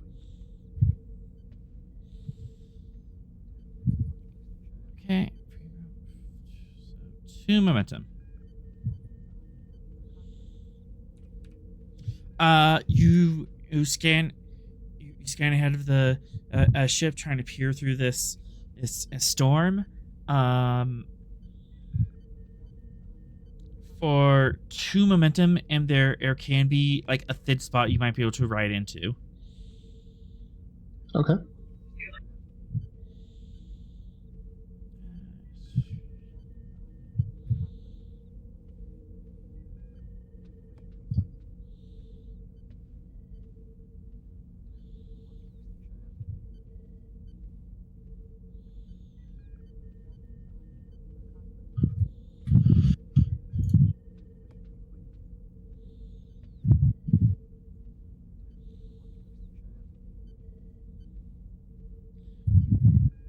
All right, so there's a thin spot you might be able to ride into to get ahead of this. All right. Maneuver for these coordinates. This vector. All right, 3. You have your coordinates. Control con. Diff 2. Engines con. See if you can break your way out of the storm.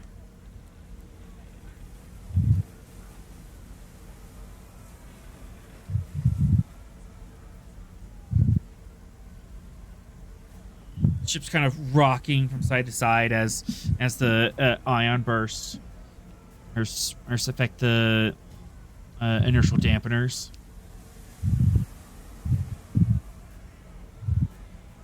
Uh, 3 said BRB. Oh.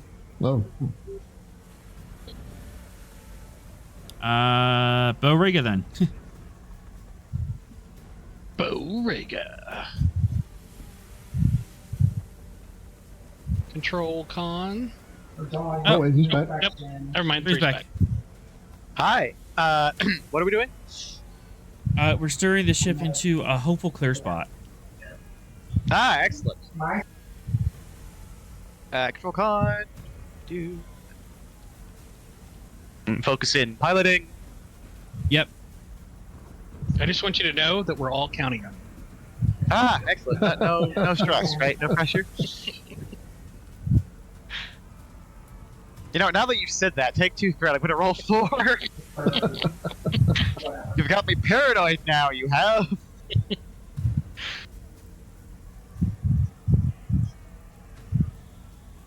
That was an airplane reference. I know Vinix got it.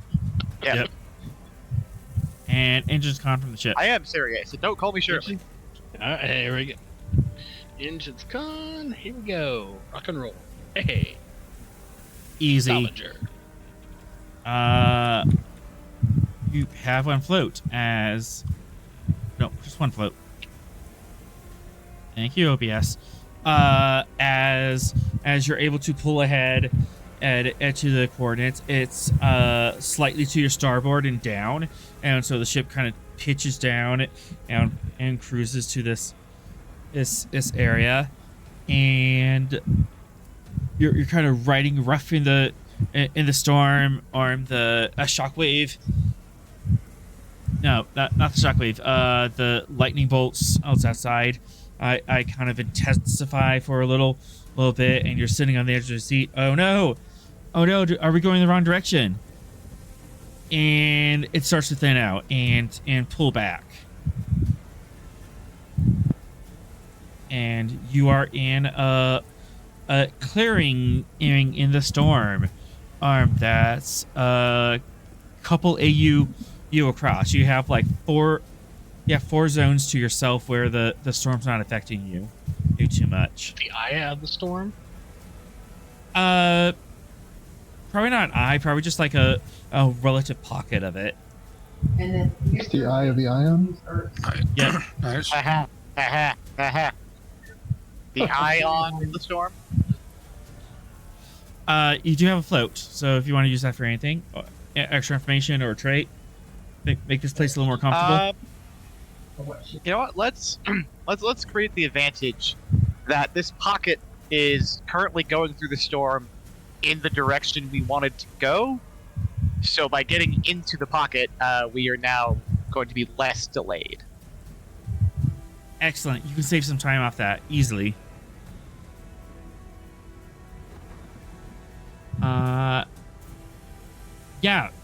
It just happens that the ionic flow is pushing this like empty pocket kind of in the direction you're always going. And coming up from behind you, there's contacts back there. What? I'm just really What sort of contacts, author? Science, would you like to scan them? unloaded at their house. I would. Science, there's weird blips on my screen. What do they mean? Reason Science Diff 1. Okay, testing a theory fire. Uh-huh. And I will give you a threat and spend a momentum to get to 4. Sensor operations is my focus.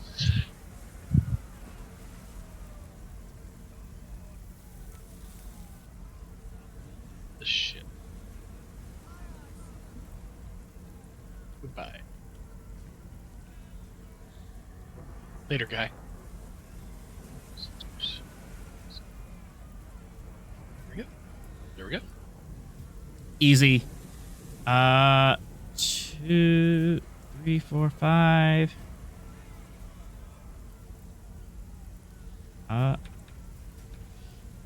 Yeah. 3. You look on your scope and you see some blips coming out of the cloud. Scale 6. Couple scale 4s, and there's a scale 2 craft coming up behind you. They're moving at low warp speed, but closing in. And Terrell, you swivel in your chair and you look into the center or scope and peer behind the ship. When suddenly echoing throughout the ship,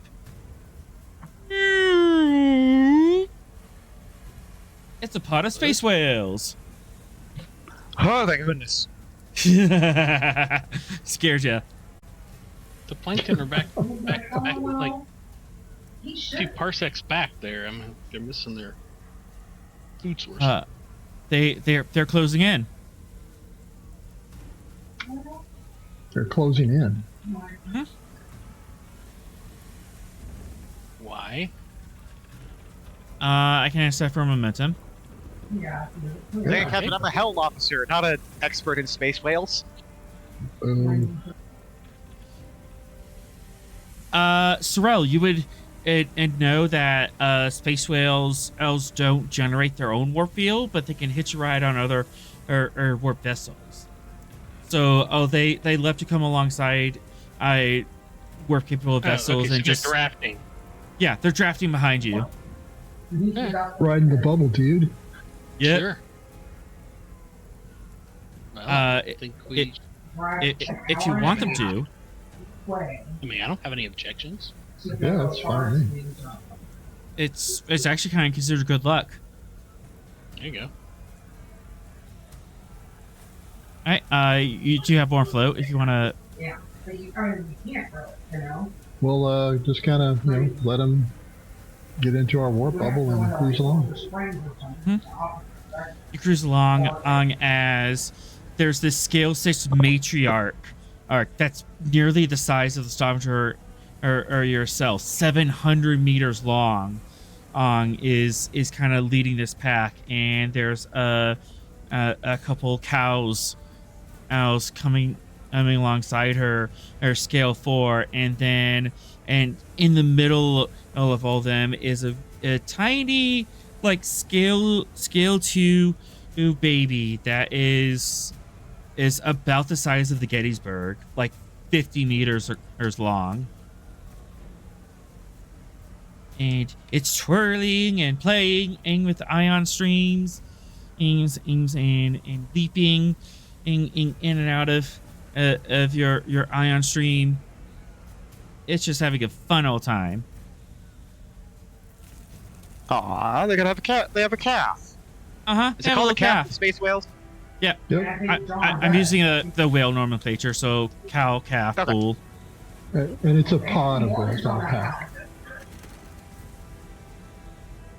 Just so people know. Ah, excellent. We're part of a pod.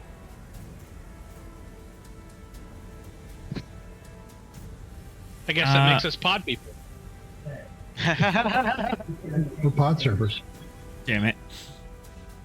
All right. Sorrel, you have momentum if you want to spend anything on that. Find out more about these whales. Yeah, sure. What's the deal with these whales? What is the deal with these whales? You know. Like what do you want to know? Oh, these whales. Sorry. What was that? Yeah. What do you want to know about them? Is there anything unusual about them, given my experience with celestial whales?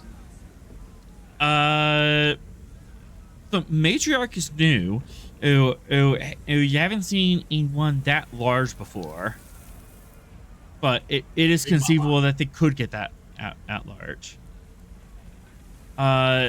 She also has some. Yeah, the matriarch also has some silvery flecks kind of built up along on her bow and up across the top of her head, and that kind of gives it either a helmet or maybe like a silver mane look. Interesting. Is her pod bigger than normal pods? Question? One momentum. No. Oh, this is pretty standard. There's like 3 cows, and then the single calf.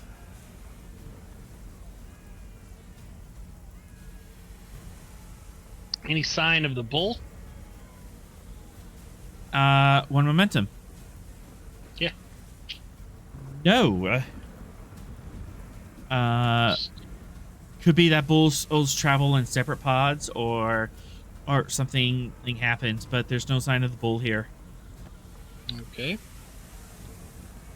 The calf is male, but it is well beneath puberty.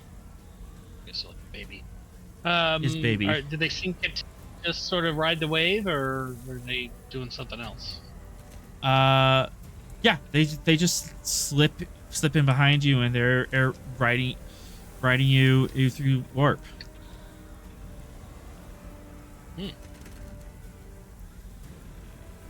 Well, we're happy to facilitate that, I think. Occasionally, occasionally there's a burst of whale song that echoes out along the EM and subspace frequencies, and just like every speaker just echoes with it. We will definitely record that, and I do want to get a scan of the matriarch since she's unusual. Yeah, just big or something else. Yeah, you have a good scan. What else do you want to ask about her, or you just want to keep tabs? I mean, I want to know: is there anything more, or is there anything unusual about her other than her size? That she's just super big. One momentum. She appears to be old. She's much older than the other ones. Ancient. Grandma. Ancient is probably the best term.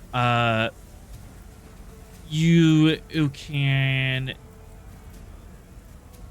do a radiographic study of her skin, and you might be able to get an estimate of how old she is, how long she's been flying. I'll have Sarkin do that. I'm gonna attempt telepathic contact with her. Oh boy! Here we go. Here we go. There we go. You had to sneak it in right at the end. All right, telepathic contact. Not a humanoid mind. Very much. Let's see, not someone you're familiar with. Not a humanoid mind. Yeah, we're looking at Diff 4. See if you can warn her about the talk. Well, I'm gonna do basic introductions here at the start. Telepathy as my focus. Yep. Any traits? Yeah.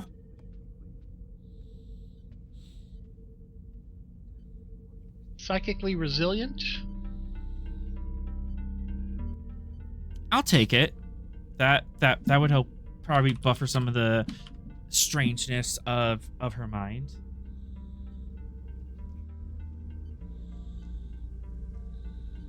What about father? Yes.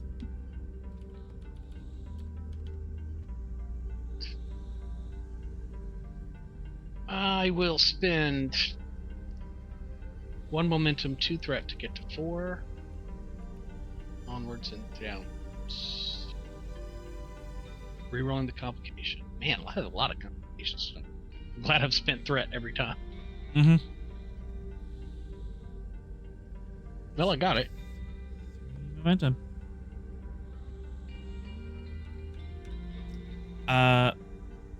Are you gonna do this from anywhere in particular, or are you just gonna be like at your station? At my station. Yeah. Just kind of make contact. Sort of. What does that look like? Yeah, I would greet the Grand Matriarch with appropriate respect.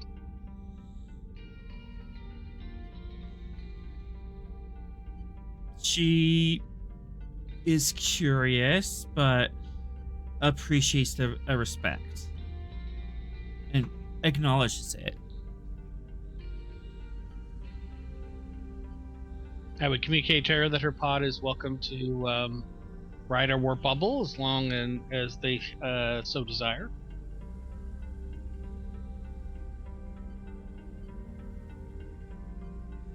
still curious, but appreciative.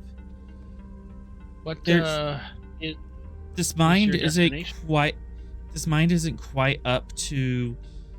Yeah, they're not quite up to full sapience, and so there's not like Okay. real words or concepts. This is a little bit below that, but it's not. Okay. It's not the most primitive mind you've hooked up with. There's an intelligence wanna there. Go? Yeah, where do they want to It's hard to explain. Elsewhere, another system. Bringing the baby somewhere safe for them to grow up.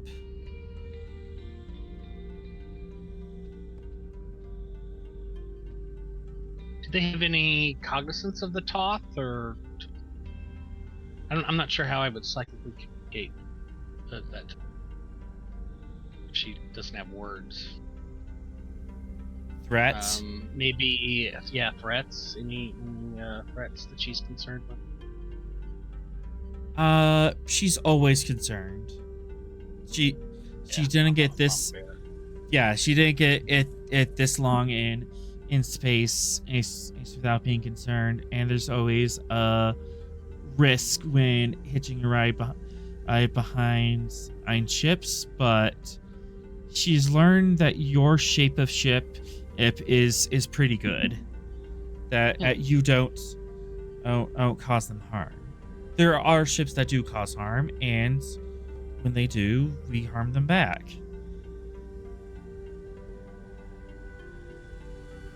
Has she harmed any ships lately? I'll take that as a momentum. Yeah. Yeah. We're now getting to actual questions.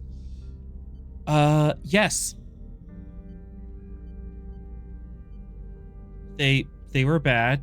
They caused harm. I did harm back. Could she provide me like a telepathic image of the ship that she did harm to?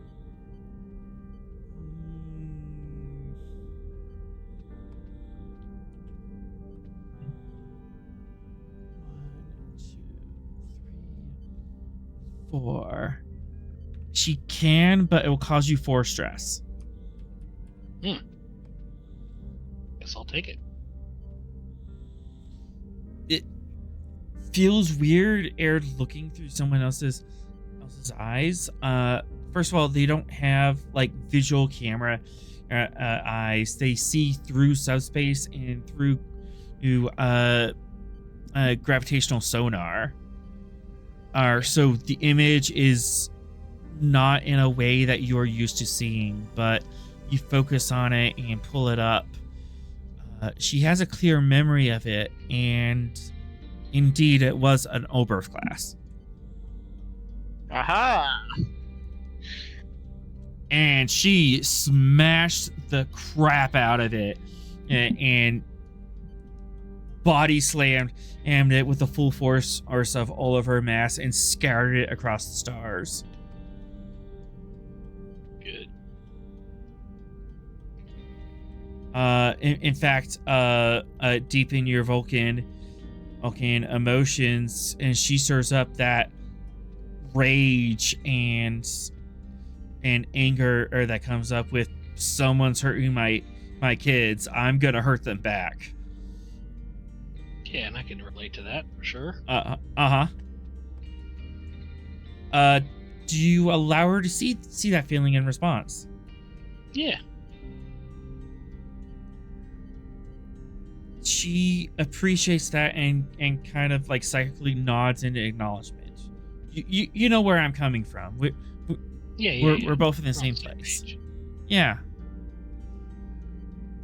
And then just kind of world weary of, I'm trying to protect my family out here, and there's dangers everywhere, but I didn't get this old by taking silly risks. I took calculated ones. I hope I'm making a good choice following your ship. Well, we do not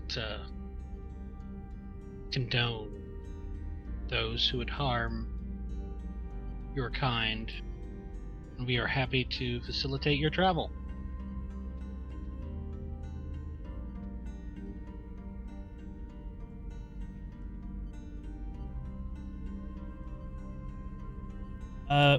Nod of appreciation.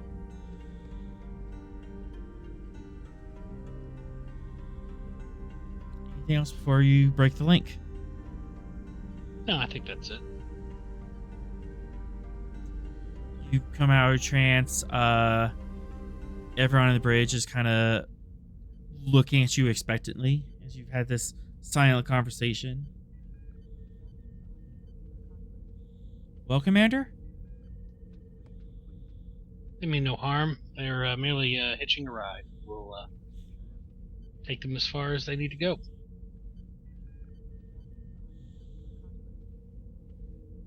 Very well. As you're cruising and continuing along, Venix, any last orders? Nope. Let's just keep, I guess, riding through this pocket with the pod here until we get out of the storm. All right. You continue on your way. Several hours with this pod behind you. How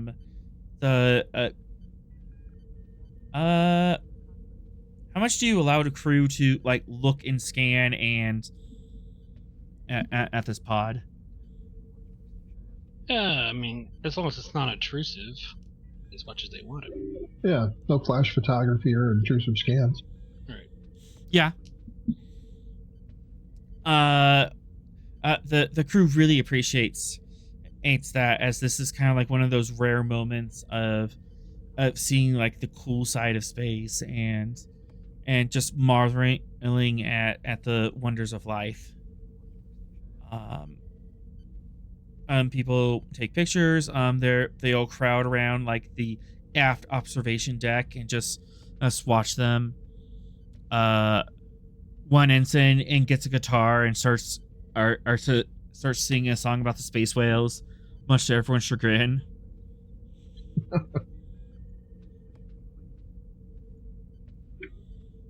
Space whales, space whales. I think get pissed off if I beamed over and surfed on one of them. To the tune of Smelly Cat. I don't recommend that course of action. Soon, a storm starts dissipating at parts, and Stavanger has clear skies ahead.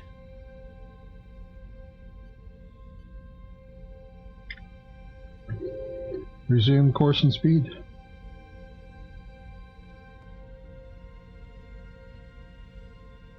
That, with the whales close in tow.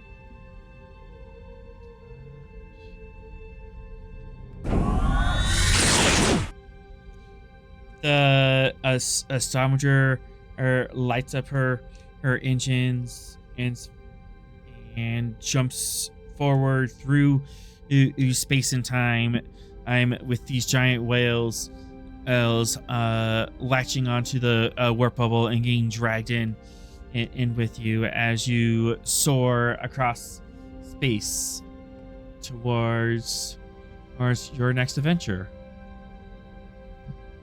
That was a whale of a tale. And with that, we will end tonight's episode. Hey, should we tag him or anything?